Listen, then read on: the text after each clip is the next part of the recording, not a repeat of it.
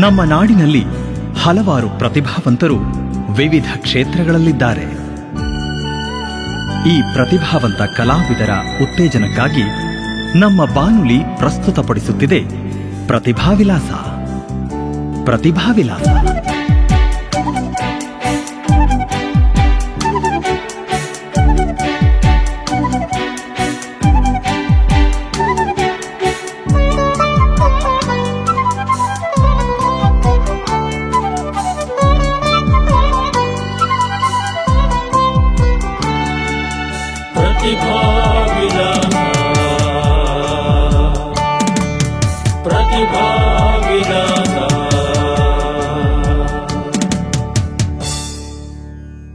ಪ್ರೀತಿಯ JSS radio 91.2 FM ಕೇಳುಗರಿಗೆಲ್ಲ ನಮಸ್ಕಾರ.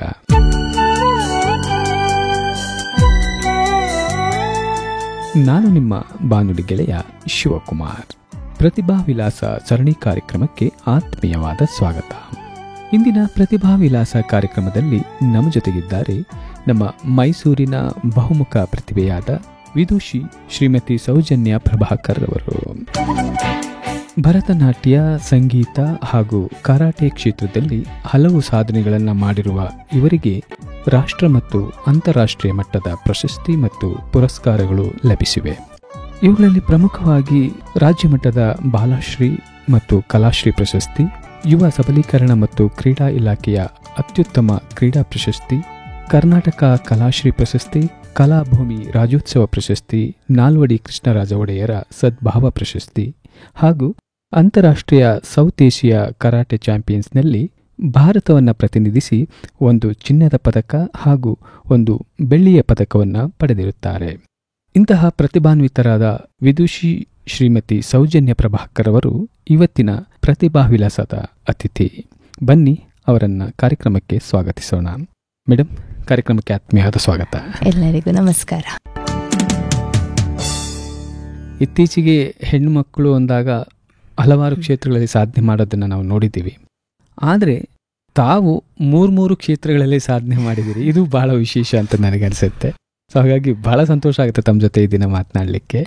ತಾವು ಸಂಗೀತ, ಭರತನಾಟ್ಯ ಹಾಗೂ ಕರಾಟೆ ಕ್ಷೇತ್ರದಲ್ಲಿ ನಿರಂತರವಾಗಿ ಸಾಧನೆಯನ್ನು ಮಾಡ್ತಾ ಬರ್ತಾ ಇದ್ದೀರಿ. ಹೇಗೆ ಆರಂಭ ಆಯಿತು? ತಮ್ಮ ಆರಂಭದ ದಿನಗಳ ಕುರಿತು ಮಾತನಾಡಬಹುದಾ? ಖಂಡಿತ. ಮೊದಲಿಗೆ ನನಗೆ ಸಂಗೀತದಲ್ಲಿ ಅಪಾರವಾದ ಆಸಕ್ತಿ ಇತ್ತು. ಸಂಗೀತ ಕ್ಷೇತ್ರದಲ್ಲೇ ಏನಾದರೂ ಸಾಧನೆ ಮಾಡಬೇಕು ಅಂತ ಮೊದಲಿದ್ದ ಆಸಕ್ತಿ ಸಂಗೀತ ಕ್ಷೇತ್ರ. ನಂತರ ಏನಾಯಿತು ಅಂತಂದರೆ, ನನಗೆ ಒಬ್ಬರು ಸಹೋದರಿ ಇದ್ದಾರೆ, ಸೌಮ್ಯ ಅಂತ ಹೇಳಿ. ಅವರನ್ನು ಭರತನಾಟ್ಯಕ್ಕೆ ನಮ್ಮ ತಾಯಿ ಸೇರಿಸಿದ್ರು. ಅವ್ರನ್ನ ಭರತನಾಟ್ಯಕ್ಕೆ ಸೇರಿಸಿದಾಗ ನನ್ನೂ ಸಂಗೀತಕ್ಕೆ ಸೇರಿಸು ಅಂತ ತುಂಬ ಹಠ ಮಾಡ್ತಾ ಇದ್ದೆ ನನ್ನ ಮನೇಲಿ. ಅವಾಗ ನನ್ನ ಸಂಗೀತಕ್ಕೆ ಸೇರಿಸ್ತೀನಿ ಅಂತ ಹೇಳಿದ್ರು, ಇನ್ನೂ ಸೇರಿಸಿರ್ಲಿಲ್ಲ. ಬಟ್ ಏನಾಗೋಯ್ತು, ಅವ್ರಿಗೆ ಸ್ವಲ್ಪ ಒಂದು ಹೆಲ್ತ್ ಇಶ್ಯೂಸ್ ಆಗಿ ಭರತನಾಟ್ಯ 1 ಇಯರ್ ಹಂಗೆ ಮಾಡೋಂಗಿಲ್ಲ ಅಂತ ಹೇಳಿದ್ರು. ಅದರಿಂದ ಅವ್ರು ಸುಮ್ಮನೆ ಅಡ್ಮಿಷನ್ ಆಗಿದ್ದಷ್ಟೇ, ಒಂದು ದಿನಾನೂ ತರಗತಿಗೆ ಹೋಗ್ಲಿಲ್ಲ. ಅದೇ ಅಡ್ಮಿಷನ್ಗೆ ನನ್ನನ್ನ ಭರತನಾಟ್ಯಕ್ಕೆ ಆ ಕ್ಷೇತ್ರಕ್ಕೆ ಇಳಿಸ್ಬಿಟ್ರು ನಮ್ಮ ತಾಯಿ. ನನ್ಗಿಷ್ಟ ಇರ್ಲಿಲ್ಲ, ಆದ್ರೂ ಆ ಕ್ಷೇತ್ರಕ್ಕೆ ನಾನು ಹೋದೆ. ಹೋಗಾದ್ಮೇಲೆ ನನಗೆ ಸಂಗೀತಕ್ಕಿಂತ ಭರತನಾಟ್ಯ ಕ್ಷೇತ್ರದ ಮೇಲೆ ತುಂಬಾ ಆಸಕ್ತಿ ಹೆಚ್ಚಾಗೋಯ್ತು. ಹಾಗೆ ಈ ಭರತನಾಟ್ಯ ಕ್ಷೇತ್ರದಲ್ಲಿ ನಾನು ಏನಾದ್ರೂ ಒಂದು ಸಾಧನೆ ಮಾಡಬೇಕು ಅನ್ನೋ ಒಂದು ಇಂಟ್ರೆಸ್ಟ್ ಬಂತು. ಹಾಗೇನೆ ಒಂದು ಏನಾದರೂ ಅಚೀವ್ಮೆಂಟ್ ಮಾಡೋಣ ಅಂತ ನಮ್ಮ ಗುರುಗಳು ಹಾಗೆ ಇದ್ರು. ವಿದುಷಿ ಚಿತ್ರ ಬಿಳಿಗಿರಿ ಅನ್ನೋರಲ್ಲಿ ನಾನು ಭರತನಾಟ್ಯನ ಮೊದಲಿಗೆ ಪ್ರಾರಂಭಿಸಿದ್ದು. ನಂತರ ಕರ್ನಾಟಕ ಕಲಾಶ್ರೀ ಉಷಾ ವೇಣುಗೋಪಾಲ್ ಅವರ ಬಳಿ ನಾನು ಈ ಭರತನಾಟ್ಯವನ್ನು ಅಭ್ಯಾಸ ಮಾಡಿದ್ದು. ನಂತರ ಸಂಗೀತನೂ ಜೊತೆಗೇನೆ ಮುಂದುವರ್ಸ್ಕೊಂಡು ಹೋದೆ. 2005ರಲ್ಲಿ ನಾನು ಭರತನಾಟ್ಯ ಕ್ಷೇತ್ರಕ್ಕೆ ಇಳಿದಿದ್ದು. ಎಷ್ಟು ವರ್ಷ ಆಗ ನಿಮಗೆ? ನಾನು 5ನೇ ಕ್ಲಾಸ್ ಅವಾಗ. ನಮಗೆ ಅಲ್ಲಿ ನಾನು ಕೊಳ್ಳೇಗಾಲದಲ್ಲಿ ಅಭ್ಯಾಸ ಮಾಡಿದ್ದು. ಅಲ್ಲಿ ಅಷ್ಟೊಂದು ಒಂದು ಆಪರ್ಚುನಿಟೀಸ್ ಜಾಸ್ತಿ ಇರಲಿಲ್ಲ, ಗುರುಗಳಿರಲಿಲ್ಲ ಅಲ್ಲಿ ಹೆಚ್ಚಾಗಿ. ಅದಕ್ಕೆ ನನಗೆ ಸಿಕ್ಕದಾಗಲೇ ಲೇಟ್ ಆಗಿತ್ತು. ನಂತರ ನಾನು ಏನು ಮಾಡಿದೆ ಅಂತಂದ್ರೆ, ಹಾಗೆ ಸಂಗೀತಕ್ಕೂ ಸೇರ್ಕೊಂಡೆ, ಸಂಗೀತ ಅಭ್ಯಾಸವನ್ನ ಮಾಡ್ತಾ ಹೋದೆ. ಆಮೇಲೆ 2010ಕ್ಕೆ ಕರಾಟೆನ ನಾನು ಜಾಯಿನ್ ಆಗಿದ್ದೆ. ಅವಾಗ ನಾನು 10ನೇ ತರಗತಿ ಮುಗಿಸಿ PUCಗೆ ಹೋಗುವಾಗ ಕರಾಟೆಗೆ ಸೇರ್ಕೋಬೇಕು ಅಂತ ಅನ್ಸಿದ್ದು. ತುಂಬಾ ವರ್ಷದಿಂದ ನಾನು ಕರಾಟೆ ಸೇರ್ಬೇಕು ಅಂತಿದ್ದೆ.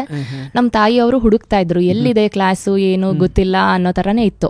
ಒಬ್ರು ಹಾಗೆ ಮಾದೇಶ್ ಅನ್ನೋ ಅಂತ ನಮ್ಮ ಗುರುಗಳು ಇದ್ದಿದ್ದು, ಹಾಗೆ ಜೈಶ್ರೀ ಅಂತ ಹೇಳಿ ಆ ಗುರುಗಳು ಇಲ್ಲಿ ಕ್ಲಾಸ್ ಮಾಡ್ತಾ ಇದ್ದಾರೆ ಕೊಳ್ಳೇಗಾಲದಲ್ಲಿ ಅಂತ ಗೊತ್ತಾಯ್ತು. 1 ತಿಂಗಳು ಹೋದೆ ಕ್ಲಾಸ್ಗೆ. ತುಂಬಾ ಬಾಡಿ ಪೈನ್ಸ್ ಬಂದ್ಬಿಡ್ತು ನನಗೆ. ಮೈಕೈ ನೋವು ಇದ್ದಿದ್ರಿಂದ ನಾನು ಹೋಗೋದಿಲ್ಲ, ಏನಕ್ಕೆ ಸೇರಿಸ್ದೆ ಅಂತ ನಮ್ಮಮ್ಮನ ಹತ್ರ ತುಂಬಾ ಜಗಳ ಮಾಡಿದೆ ನಾನು ಅದರಲ್ಲಿ. ನಮ್ಮಮ್ಮ ಅಂದ್ರು 1 or 2 months ಹೋಗು ನೀನು ಕ್ಲಾಸ್ಗೆ, ನಿನ್ಗಾಗ್ಲಿಲ್ಲ ಅಂದ್ರೆ ಬಿಟ್ಬಿಡು, ನಾನು ಯಾವುದಕ್ಕೂ ನಿನ್ನ ಬಲವಂತ ಮಾಡಲ್ಲ ಅಂತ ಹೇಳಿದ್ರು. ಹೋದೆ. ಆಮೇಲೆ 2 ತಿಂಗಳಾಯ್ತು, 3 ತಿಂಗಳಾಯ್ತು, ಏನು ಮಾತಾಡ್ಲಿಲ್ಲ. ಆಮೇಲೆ ಒಂದು ಪರೀಕ್ಷೆ ತಗೊಂಡೆ ನಾನು ಅದರಲ್ಲಿ ಬೆಲ್ಟ್ ಲೆವೆಲ್ಸ್ ಇರುತ್ತೆ. ಸೊ ಒಂದು ವೈಟ್ ಬೆಲ್ಟ್ ಇಂದ ನೆಕ್ಸ್ಟ್ ಲೆವೆಲ್ಗೆ ಪ್ರಮೋಟ್ ಆದೆ. ಸೊ ಇಂಟ್ರೆಸ್ಟ್ ಇದೆ ಅಂತ ನಮ್ಮ ಮಾಸ್ಟರಿಗೆ ಗೊತ್ತಾಯ್ತು, ನನ್ನನ್ನ ತುಂಬಾ ಪ್ರಮೋಟ್ ಮಾಡ್ತಾ ಇದ್ರು ಎಲ್ಲಾ ಕಡೆಗೂ. ಈ ಹುಡುಗಿಗೆ ಆಸಕ್ತಿ ಇದೆ, ಇವಳನ್ನ ಇಟ್ಕೊಂಡು ಏನಾದ್ರೂ ಒಂದು ಸಾಧನೆ ಮಾಡಿಸಬಹುದು ನಾವು ಅಂತ ಅನ್ಬಿಟ್ಟು ನಮ್ಮ ಮೇಲೆ ಪ್ರಯೋಗಗಳನ್ನ ಮಾಡ್ತಾ ಇದ್ರು. ಆದ್ರಿಂದ ನಮ್ಮ ತಾಯಿ ಒಂದ್ ಮಾತು ಕೇಳಿದ್ರು, ಒಂದು ಪರೀಕ್ಷೆ ಆದ್ಮೇಲೆ ಕೇಳಿದ್ರು, ಬಿಟ್ಬಿಡ್ತೀನಿ ಅಂತಿದ್ದೆ ಕ್ಲಾಸ್ನ, ಇನ್ನ ಏನಕ್ ಮುಂದುವರ್ಸ್ತಿದ್ಯಾ ಅಂತ. ನಾನ್ ಹೇಳದ್ನ, ಯಾವಾಗ ಹೇಳ್ದೆ ನಾನು, ನನಗ್ ಗೊತ್ತೇ ಇಲ್ಲ ಈ ಮಾತು ಅಂತ. ಹಂಗೆ ಒಂದು ಕಂಟಿನ್ಯೂ ಆಗಿ ಈ ಲೆವೆಲ್ ಇಂಟ್ರೆಸ್ಟ್ ಕ್ರಿಯೇಟ್ ಆಗೋಯ್ತು ನನ್ಗೆ. ಪೇರೆಂಟ್ಸ್ ಆಸಕ್ತಿಯಿಂದ ಸೇರ್ಕೊಂಡಂತ ಕರಾಟೆ. ಹೌದು ಹೌದು. ನೃತ್ಯನೂ ಇಲ್ಲ, ಅದು ತಾಯಿ ಆಸಕ್ತಿನೇ. ಅದು ನನ್ಗೆ ಸಂಗೀತದಲ್ಲಿ ಇತ್ತು ಆಸಕ್ತಿ. ನೃತ್ಯಕ್ಕೆ ದುಡ್ಡು ಕೊಟ್ಟು ಬಿಟ್ಟಿದೀನಿ, ಹೊರಟೋಗ್ಬಿಡು ಅಂತ ಅನ್ಬಿಟ್ಟು ಅವರು ಹೇಳಿದ್ರು. ಅದು ಅಷ್ಟೇ, 1 ತಿಂಗಳಷ್ಟೇ ನಾನು ಕಷ್ಟಪಟ್ಕೊಂಡು ಅಯ್ಯೋ ಮೈಕೈ ನೋವು ಬರುತ್ತೆ, ಯಾರಿಗ್ ಬೇಕಿದು ಅನ್ನೋ ತರ ಒಂದು ಭಾವನೆಯಲ್ಲಿ ಹೋಗಿದ್ದು. ಆಮೇಲೆ ಏನೋ ಒಂದು ಓದೋದಲ್ದೆ ಇನ್ನೊಂದೇನೋ ನಾನು ಒಂದು ಫೀಲ್ಡ್ ಅಲ್ಲಿ ಇದೀನಲ್ಲ ಅಂತ ಒಂಥರ ಸ್ಪೆಷಾಲಿಟಿ ಅನ್ನೋ ಫೀಲಿಂಗ್ ನಂಗೆ ಸ್ಟಾರ್ಟ್ ಆಗೋಗ್ಬಿಡ್ತು. ಸೊ ಇತರೆ ಮಕ್ಕಳಿಗಿಂತ ನೀವು ಭಿನ್ನವಾಗಿದ್ದೆ ಅಂತ. ಆಮೇಲೆ ಏನಾಗೋಯ್ತು, ಎಲ್ಲಾ ಶಾಲೆಯ ಸಾಂಸ್ಕೃತಿಕ ಕಾರ್ಯಕ್ರಮಗಳಲ್ಲೂ ಇವರು ನೃತ್ಯವನ್ನ ಕಲ್ತಿದ್ದಾರೆ, ಇವ್ರನ್ನೇ ತಗೋಬೇಕು, ಇವ್ರನ್ನೇ ಸೇರ್ಸ್ಕೋಬೇಕು, ಇವ್ರನ್ನೇ ಹಾಡಿಗೆ ನಿಲ್ಲಿಸ್ಬೇಕು, ನೋಟಿಫೈಡ್ ಆಗೋಯ್ತು. ಸೊ ಆದ್ರಿಂದ ಎಲ್ಲದಕ್ಕೂ ನನ್ನನ್ನು ಕರಿತಾ ಇದ್ರಲ್ಲ, ಅದನ್ನ ಬಿಡ್ಬೇಕು ಅನ್ನೋ ಒಂದು ಭಾವನೆ ಬರ್ಲೇ ಇಲ್ಲ ನನ್ಗೆ ಯಾವತ್ತಿಗೂ. ಅದು ಹಾಗೆ ಕಂಟಿನ್ಯೂ ಅಂದ್ರೆ ಓದೋದ್ರ ಜೊತೆ ನಮ್ದು ಒಂದು ಯಾವ್ದಾದ್ರು ಸ್ಪೆಷಲ್ ಕ್ಷೇತ್ರದಲ್ಲಿ ಒಂದು ಕಲೆ ಇದ್ರೆ ಬಹುಶಃ ಗುರುತಿಸುವಿಕೆ ಹೆಚ್ಚಾಗುತ್ತೆ. ಖಂಡಿತ, ಅದೇ ಉತ್ತೇಜನ ಕೊಡುತ್ತೆ ಅವಾಗ. ಹೌದು. ಹಾಗೇನೆ ಈ ಭರತನಾಟ್ಯದಲ್ಲಿ ಬರೀ ಭರತನಾಟ್ಯ ಅಂದ ತಕ್ಷಣ ಯಾರುವೆ ಒಂದು ನೃತ್ಯನ ಮೊದಲನೇ ಬಾರಿಗೆ ಶುರು ಮಾಡ್ಬಿಡಲ್ಲ. ಅದರಲ್ಲಿ ವಾರ್ಮ್ ಅಪ್ ಎಕ್ಸಸೈಸ್, ಯೋಗನ ಹೇಳ್ಕೊಡ್ತಾರೆ, ಮೆಡಿಟೇಷನ್ ಅನ್ನ, ಧ್ಯಾನ, ಈ ತರದ್ದೆಲ್ಲಾನು ಇರುತ್ತೆ ಅದರಲ್ಲಿ. ಕರಾಟೆಲ್ಲೂ ಹಾಗೆ ಇರುತ್ತೆ. ಆತರ ಬಾಡಿನ ವಾರ್ಮ್ ಅಪ್ ಮಾಡಿ ನಂತರ ಶುರು ಮಾಡುವಂತದ್ದು. ಡೈರೆಕ್ಟ್ ಕರಾಟೆ ಅಂದ ತಕ್ಷಣ ಅದ್ರದ್ದು ಏನು ಮೈನ್ ಮೂವ್ಮೆಂಟ್ಸ್ ಇರುತ್ತೋ ಅದಕ್ಕೆ ಯಾರು ಶುರು ಮಾಡೋದಿಲ್ಲ. ಬಾಡಿ ಹೇಗೋ ಒಂಥರ ಇಂಬ್ಯಾಲೆನ್ಸ್ ಆಗಿರೋದನ್ನ ಬ್ಯಾಲೆನ್ಸ್ ಕಂಟ್ರೋಲ್ ತಂದು ಶುರು ಮಾಡುವಂಥದ್ದು. ಅದು ನನ್ನ ಓದಿಗೂ ತುಂಬಾ ಸಹಾಯಕಾರಿಯಾಗೋಯ್ತು. ಓದೋದ್ರಲ್ಲೂ ಅಷ್ಟೇ ತುಂಬಾ ಆಸಕ್ತಿ ಬಂದ್ಬಿಡ್ತು, ಏಕಾಗ್ರತೆ ಬರುತ್ತೆ ಖಂಡಿತವಾಗ್ಲೂ. ಅಂಡ್ ಮೋರ್ ಓವರ್ ಓದೋದ್ರಲ್ಲೂ ಯಾವ ಕೊರತೆನೂ ಇರ್ಲಿಲ್ಲ ನಮ್ ತಾಯಿಗೆ. ಅದರಿಂದ ಅವ್ರಿಗೂ ಬಿಡಿಸ್ಬೇಕು ಅಂತ ಅನ್ನಿಸ್ಲಿಲ್ಲ. ಎಲ್ಲದ್ರಲ್ಲೂ ಒಳ್ಳೆ ಮಾರ್ಕ್ಸು ಬರ್ತಾ ಇತ್ತು. ಸ್ಕೂಲಲ್ಲಿ ಎಲ್ಲ ತುಂಬಾ ನೋಟಿಫೈಡ್ ಆದ್ರಿಂದ ಯಾವ ಸಮಸ್ಯೆ. ಸಾಮಾನ್ಯವಾಗಿ ಕೆಲವು ಪೇರೆಂಟ್ಸ್ ಅಲ್ಲಿ ಅಥವಾ ಕೆಲವರಲ್ಲಿ ಈ ಓದೋದು ಬಿಟ್ಟು ಬೇರೆ ಕ್ಷೇತ್ರಕ್ಕೆ ಸೇರಿಸಿದ್ರೆ ಅದು ಓದೋದು ಸ್ವಲ್ಪ ಗಮನ ಕಡಿಮೆ ಆಗ್ಬಿಡುತ್ತೆ ಅನ್ನೋ ಭಾವನೆ ಇದೆ. ನಾನು ಮಾತನಾಡಿದಂಥ ಹಲವು ಪ್ರತಿಭೆಗಳಲ್ಲಿ ಬೇರೆ ಪ್ರತಿಭೆಗಳಲ್ಲಿ ಹೋಯ್ತಾ ಓದೋದ್ರಲ್ಲೂ ಕೂಡ ಆಸಕ್ತಿ ಹೆಚ್ಚನ್ನೇ ತೋರಿಸಿರ್ತಾರೆ. ಸೊ 2 ಕಡೆನೂ ಒಳ್ಳೆ ಒಂದು ಕಾನ್ಸಂಟ್ರೇಟ್ ಮಾಡೋದನ್ನ ನಾವು ಗಮನಿಸ್ತಾ ಇದ್ದೀವಿ. ಬಹುಶಃ ಅದು ಕೂಡ ಸಪೋರ್ಟ್ ಮಾಡುತ್ತೆ ನಿಮ್ಮ ಏಕಾಗ್ರತೆಗಳಿಗೆ. ಇದು ಕೂಡ ಒಂದು ಓದಿಗೂ ಕೂಡ ಹೆಲ್ಪ್ ಆಗುತ್ತೆ. ಖಂಡಿತ. ಅದು ಹೆಚ್ಚಿನ ಪೋಷಕರು ಏನ್ ಅನ್ಕೊಂತಾರೆ ಅಂತಂದ್ರೆ, ನಾವು ಈ ತರ ಬೇರೆ ಕ್ಷೇತ್ರಕ್ಕೆ ಸೇರಿಸ್ಬಿಟ್ರೆ ಮಕ್ಕಳನ್ನ, ಬೇರೆ ಕಲೆ ಎಲ್ಲ ಕಲ್ತ್ಕೊಂತಿದ್ರೆ ಓದೋದೇ ಬ್ಯಾಕ್ಲಾಗ್ ಉಳ್ಕೊಂಡ್ಬಿಡ್ತಾರೆ ಅಂತ ಅನ್ಕೊಂತಾರೆ. ಖಂಡಿತ ಆತರ ಇಲ್ಲ. ಅದು ತಿಳ್ಕೊಳ್ಳೋದು ತಪ್ಪು. ಮಕ್ಕಳು ಟಿವಿ, ಮೊಬೈಲು ಆ ತರ ಹಾಳಾಗೋದಕ್ಕಿಂತ ಇದು ಭರತನಾಟ್ಯ ಅನ್ನೋದು ನಮ್ಮ ಸಂಸ್ಕೃತಿ, ಇದನ್ನ ಕಲಿಬೇಕು. ಇದರಲ್ಲಿ ಪುರಾತನವಾಗಿರುವಂತಹ ಕಥೆಗಳನ್ನ ನಾವು ಕಲಿಯಬಹುದು. ನಮ್ಮ ದೇವ್ರು, ನುಡಿ, ಪುರಾಣ, ಈ ತರ ಹಲವಾರು ಪರಿಚಯ ಮಕ್ಕಳಿಗೆ ಆಗುತ್ತೆ. ಅಲ್ಲ, ಟೈಮ್ ಇಲ್ಲ ಅಂತ ಹೇಳಂಗಿಲ್ಲ ಬಿಡಿ. ಯಾಕೆಂದ್ರೆ ನೀವು ಮಕ್ಕಳು ಓದೋ ಸಮಯ ಬಿಟ್ಟು ಉಳಿದ ಸಮಯವನ್ನ ಎಲ್ಲಾರು ವ್ಯರ್ಥ ಮಾಡಿರ್ತಾರೆ. ಆದ್ರೆ ಆ ಸಮಯವನ್ನ ಈ ಕ್ಷೇತ್ರಕ್ಕೆ ತೊಡಸ್ಕೊಂಡ್ರೆ ಇದು ಬೆಳೆಯುತ್ತೆ, ಅದನ್ನು ಬೆಳೆಯುತ್ತೆ. ಬಹುಶಃ ಈ ಒಂದು ಅಲೈನ್ಮೆಂಟ್ ಮಾಡ್ಕೊಬೇಕಾಗತ್ತೆ ಅಂತ. ಫಸ್ಟು ನೀವು ಭರತನಾಟ್ಯಕ್ಕೆ ಸೇರ್ಕೊಂಡ್ರಿ, ನಂತರ 10ನೇ ತರಗತಿ ನಂತರ ಕರಾಟೆಗೆ ಸೇರ್ಕೊಂಡ್ರಿ. ಕರಾಟೆ ಒಂದು ಸೇರ್ಕೊಳ್ಳೋದು ಅಮ್ಮನ ಆಸೆ ಆಗಿತ್ತು. ಸ್ವಲ್ಪ ದಿನ ನಿಮಗೆ ಕಷ್ಟ ಆಯಿತು, ಅದಾದಮೇಲೆ ಇಂಟ್ರೆಸ್ಟ್ ಕ್ರಿಯೇಟ್ ಆಯಿತು ಅಂತ. ಸೊ ಯಾವ ಹಂತದವರೆಗೂ ಫಸ್ಟ್ ಆರಂಭ ಆಯಿತು ನಿಮ್ಮ ಶಾಲೆಯಲ್ಲಿ, ನಂತರ ಯಾವ ಹಂತದವರೆಗೂ ತಾವು ಕರಾಟೆಯಲ್ಲಿ ಹೋಗಿದ್ದೀರಿ? ನಾನು ಅದೇ ಹೇಳ್ದಂಗೆ 2010ರಲ್ಲಿ ಶುರು ಮಾಡಿದ್ದು. ಹಾಗೆ ವೈಟ್, ಯೆಲ್ಲೋ ಆ ಥರ 6 ತಿಂಗಳಿಗೂ ಒಂದೊಂದು ಪರೀಕ್ಷೆ ಇರುತ್ತೆ. ಅದು ಹೋಗ್ತಾ ಜೊತೆಗೇನೆ ಹಲವಾರು ಪಂದ್ಯಾವಳಿಗಳಲ್ಲಿ, ಟೂರ್ನಮೆಂಟ್ಸ್ಗಳಲ್ಲಿ ಪಾರ್ಟಿಸಿಪೇಟ್ ಮಾಡಿ ಪ್ರೈಸಸ್ ಬರೋಕೆ ಸ್ಟಾರ್ಟ್ ಆಯ್ತು. ಮೆಡಲ್ಸ್ಗಳು, ಟ್ರೋಫೀಸ್ಗಳು ಆ ಥರ ಬರ್ತಾ ಇದ್ದಾಗ ನಮ್ಮ ಗುರುಗಳಿಂದನೂ ಹಾಗೆ ಒಂದು ಉತ್ತೇಜನ ಸಿಗ್ತಾ, ಎನ್ಕರೇಜ್ಮೆಂಟ್ ಸಿಗ್ತಾ ಹೋಯ್ತು. ಹಾಗೇನೆ ಇವಾಗ ನಾನು ಅಭ್ಯಾಸ ಮಾಡ್ತಾ ಇರೋದು ಯೋಗೀಶ್ ಎನ್ ಅಂತ ಹೇಳಿ, ಮೈಸೂರವ್ರೇನೆ. ಅವರ ಬಳಿ ಅವರು ಅಷ್ಟೇನೆ ತುಂಬಾನೇ ನಮ್ಮ ಟ್ಯಾಲೆಂಟ್ ಅನ್ನ ಗುರುತಿಸಿ ನಮ್ಗೆ ಎನ್ಕರೇಜ್ ಮಾಡ್ತಾ ಹೋದ್ರು. ಇವಾಗ ಬ್ಲ್ಯಾಕ್ ಬೆಲ್ಟ್ 3rd ಡಾನ್ ಅಲ್ಲಿ ಇದ್ದೀನಿ ನಾನು. ಸೊ ಆ 3ನೇ ಡಾನ್ ಅನ್ನೋದೇನು ಅಂತಂದ್ರೆ black belt is like 10th standard. ಒಂದು ಟರ್ನಿಂಗ್ ಪಾಯಿಂಟ್ ಅನ್ನ ಮುಗಿದ್ಮೇಲೆ ಹಲವಾರು ಬೆಲ್ಟ್ ನ ಪರೀಕ್ಷೆಗಳನ್ನ ಪಾಸ್ ಮಾಡ್ಕೊಂಡು ಬಂದ್ಮೇಲೆ ಇವ್ರು ಫಿಟ್ ಇದಾರೆ ಅಂತಂದ್ರೆ ಬ್ಲ್ಯಾಕ್ ಬೆಲ್ಟ್ ನ ಕೊಡ್ತಾರೆ. ಒಂದು ಏಜ್ ಅನ್ನೋದು ಆಗಿರ್ಬೇಕು. ತೀರಾ ಚಿಕ್ಕ ಮಕ್ಕಳಿಗೂ ಎಲ್ಲ ಬ್ಲ್ಯಾಕ್ ಬೆಲ್ಟ್ಸ್ ಕೊಡಕ್ಕಾಗಲ್ಲ. ಅವ್ರಿಗೆ ನಾಲೆಡ್ಜ್ ಬಂದಿರ್ಬೇಕಲ್ವಾ, ಅದ್ರ ಬಗ್ಗೆ ಏನಿದೆ ಜ್ಞಾನ ಅನ್ನೋದು ತಿಳ್ಕೊಂಡಿರ್ಬೇಕು. ಸೊ ನಮಗೆ ಡೈರೆಕ್ಟ್ ಆಗಿ ಇದರಲ್ಲಿ ಪ್ರಾವಿಷನಲ್ ಕನ್ಫರ್ಮೇಶನಲ್ ಅಂತ ಇದೆ. ಫಸ್ಟೇ ನಮಗೆ ಕನ್ಫರ್ಮೇಶನಲ್ ಸಿಕ್ಬಿಡ್ತು ನಮಗೆ. ಅದರಿಂದ ಇನ್ನೂ ಖುಷಿ ಆಯ್ತು, ಇನ್ನೂ ಕಲಿಬೇಕು, ಸಾಧನೆ ಮಾಡ್ಬೇಕು ಇದರಲ್ಲಿ ಅಂತ ಅನ್ನಿಸ್ತು. ದೆನ್ ನ್ಯಾಷನಲ್ಸ್, ಸ್ಟೇಟ್ಸ್, ಇಂಟರ್ನ್ಯಾಷನಲ್ ಈ ತರ ಎಲ್ಲ ಟೂರ್ನಮೆಂಟ್ಸ್ಗಳಿಗೆ ಹೋದಾಗ ಅಲ್ಲೂ ಎಲ್ಲ ಪ್ರೈಸಸ್ ತಗೊಂಡ್ ಬಂದೆ ನಾನು. ಅಂಡ್ ಹಲ್ದ್ವಾನಿಗೆ ಹೋಗಿದ್ವಿ, ಉತ್ತರಾಖಂಡ್. ಆವಾಗ ಅಲ್ಲಿ ಇಂಟರ್ನ್ಯಾಷನಲ್ ಟೂರ್ನಮೆಂಟ್, ಅದು ಬೇರೆ ಕಂಟ್ರೀಸ್ ಇಂದ ಎಲ್ಲ ಬಂದಿದ್ರು, ನೇಪಾಳ, ಶ್ರೀಲಂಕಾ, ಆ ತರ ಭೂತಾನ್, ಅಲ್ಲಿಂದೆಲ್ಲ ಬಂದಿದ್ರು. ಸೊ ಅವರ ಎಗೇನ್ಸ್ಟ್ ಆಗಿ ನಾವು ವಿನ್ ಆಗಿದ್ದು. ಇದರಲ್ಲಿ ಕಥಾ, ಕುಮಿತೆ ಅಂತ 2 ವಿಭಾಗ ಬರುತ್ತೆ. ಕಥಾ ಅಂದ್ರೆ ನಾವ್ ಏನ್ ಕಲ್ತಿರ್ತೀವಿ ಆ ಮೂಮೆಂಟ್ಸ್ ನ ಪ್ರದರ್ಶನ ಮಾಡುವಂತದ್ದು ಸ್ಟೆಪ್ ಬೈ ಸ್ಟೆಪ್. ಕುಮಿತೆ ಅಂತಂದ್ರೆ ಫೈಟಿಂಗ್. ಸೊ ಆ ತರ ಅದರಲ್ಲಿ ಫೈಟಿಂಗ್ ಅಲ್ಲಿ ನನ್ಗೆ ಮೊದಲನೇ ಪ್ಲೇಸ್ ಬಂತು, ಕಥಾದಲ್ಲಿ 2ನೇ ಪ್ಲೇಸ್ ಬಂತು. ಸೊ ಆ ಒಂದು ಹೆಮ್ಮೆ ನಮ್ಮ ಪೇರೆಂಟ್ಸ್ಗೂ ಇದೆ, ನನ್ನ ಗುರುಗಳಿಗೂ ಇದೆ.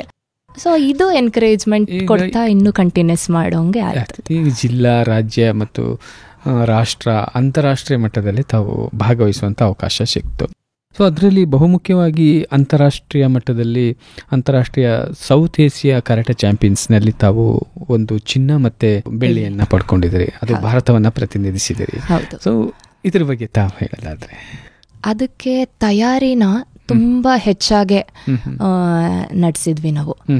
ಹೇಗೆ ನಾವು ತಯಾರಿ ನಡೆಸ್ತಾ ಇದ್ವಿ ಅಂದ್ರೆ ದಿನ ಬೆಳಗ್ಗೆ 6 ಗಂಟೆಗೆನೆ ನಮ್ಮ ಕ್ಲಾಸ್ಗೆ ಹೋಗ್ಬೇಕಿತ್ತು ನಾವು. ಇಲ್ಲೇ ಮೈಸೂರಲ್ಲಿ JP ನಗರದಲ್ಲೇ ಕ್ಲಾಸ್ ಮಾಡ್ತಾರೆ ನಮ್ಮ ಮಾಸ್ಟರ್. ಹೋಗಿ ಅಲ್ಲಿ ರನ್ನಿಂಗ್ ಇರುತ್ತೆ, ಫಸ್ಟ್ ಓಡ್ಬೇಕು, ಬಾಡಿ ಸ್ಟ್ಯಾಮಿನಾನ ಬಿಲ್ಡ್ ಮಾಡೋದಕ್ಕೋಸ್ಕರ ಓಡ್ಬೇಕು. ಚೆನ್ನಾಗಿ ಕಂಟಿನ್ಯೂಸ್ 10-15 ರೌಂಡ್ ಓಡಿಸ್ತಾರೆ. ಆಮೇಲೆ ಟೈರ್ ಇರುತ್ತಲ್ಲ, ವೆಹಿಕಲ್ದು ಟೈರ್ ನ ಲಿಫ್ಟ್ ಮಾಡಿಸಿ ಓಡಿಸ್ತಾರೆ, ಚೆನ್ನಾಗಿ ಹಿಡ್ಕೊಂಡು ಅದನ್ನ ಓಡ್ತಾ ಇರ್ಬೇಕು. 1 ರೌಂಡ್ ರನ್ನಿಂಗು, ಮತ್ತೆ ಬಂದು ಟೈರ್ ಲಿಫ್ಟಿಂಗ್. ಟೈರ್ ಇಟ್ಕೊಂಡು ಓಡ್ಬೇಕು, ಮತ್ತೆ ಟೈರ್ ಬೀಳ್ಸ್ಬೇಕು, ಮತ್ತೆ ಹಾಗೆ ಓಡ್ಬೇಕು, ಮತ್ತೆ ಟೈರ್ ಲಿಫ್ಟ್ ಮಾಡು. ಈ ತರ ಒಂದು 10-15 ರೌಂಡ್ ಓಡಿಸ್ತಾರೆ. ಆಮೇಲೆ ಎಕ್ಸಸೈಸ್, ಬಾಡಿಗೆ ವಾರ್ಮ್ ಅಪ್ಸ್, ಡಿಪ್ಸ್, ಈ ತರದೆಲ್ಲಾನು ಮಾಡಿಸ್ತಾರೆ. ನಾವೇನ್ ಕರಾಟೆ ಕಲಿತೀವಿ ಆ ಸ್ಟೆಪ್ಸ್ ಮಾಡೋದು ಇಂಪಾರ್ಟೆಂಟ್ ಅಲ್ಲ, ಅದ್ ಮಾಡೋದಕ್ಕೆ ಶಕ್ತಿ ಬೇಕಲ್ಲ, ಸ್ಟಾಮಿನಾ ಬೇಕಲ್ಲ, ಅದು ಇಂಪಾರ್ಟೆಂಟ್. ಅದು ಬೇಕು ಅಂದ್ರೆ ನಮ್ ರನ್ನಿಂಗ್ ಇಂದಾನೇ ಸಾಧ್ಯ. ಅದು ಓಡಿ ಈ ತರ ಎಕ್ಸಸೈಸ್ ಮಾಡ್ಕೊಂಡ್ರೇನೆ ಸಾಧ್ಯ.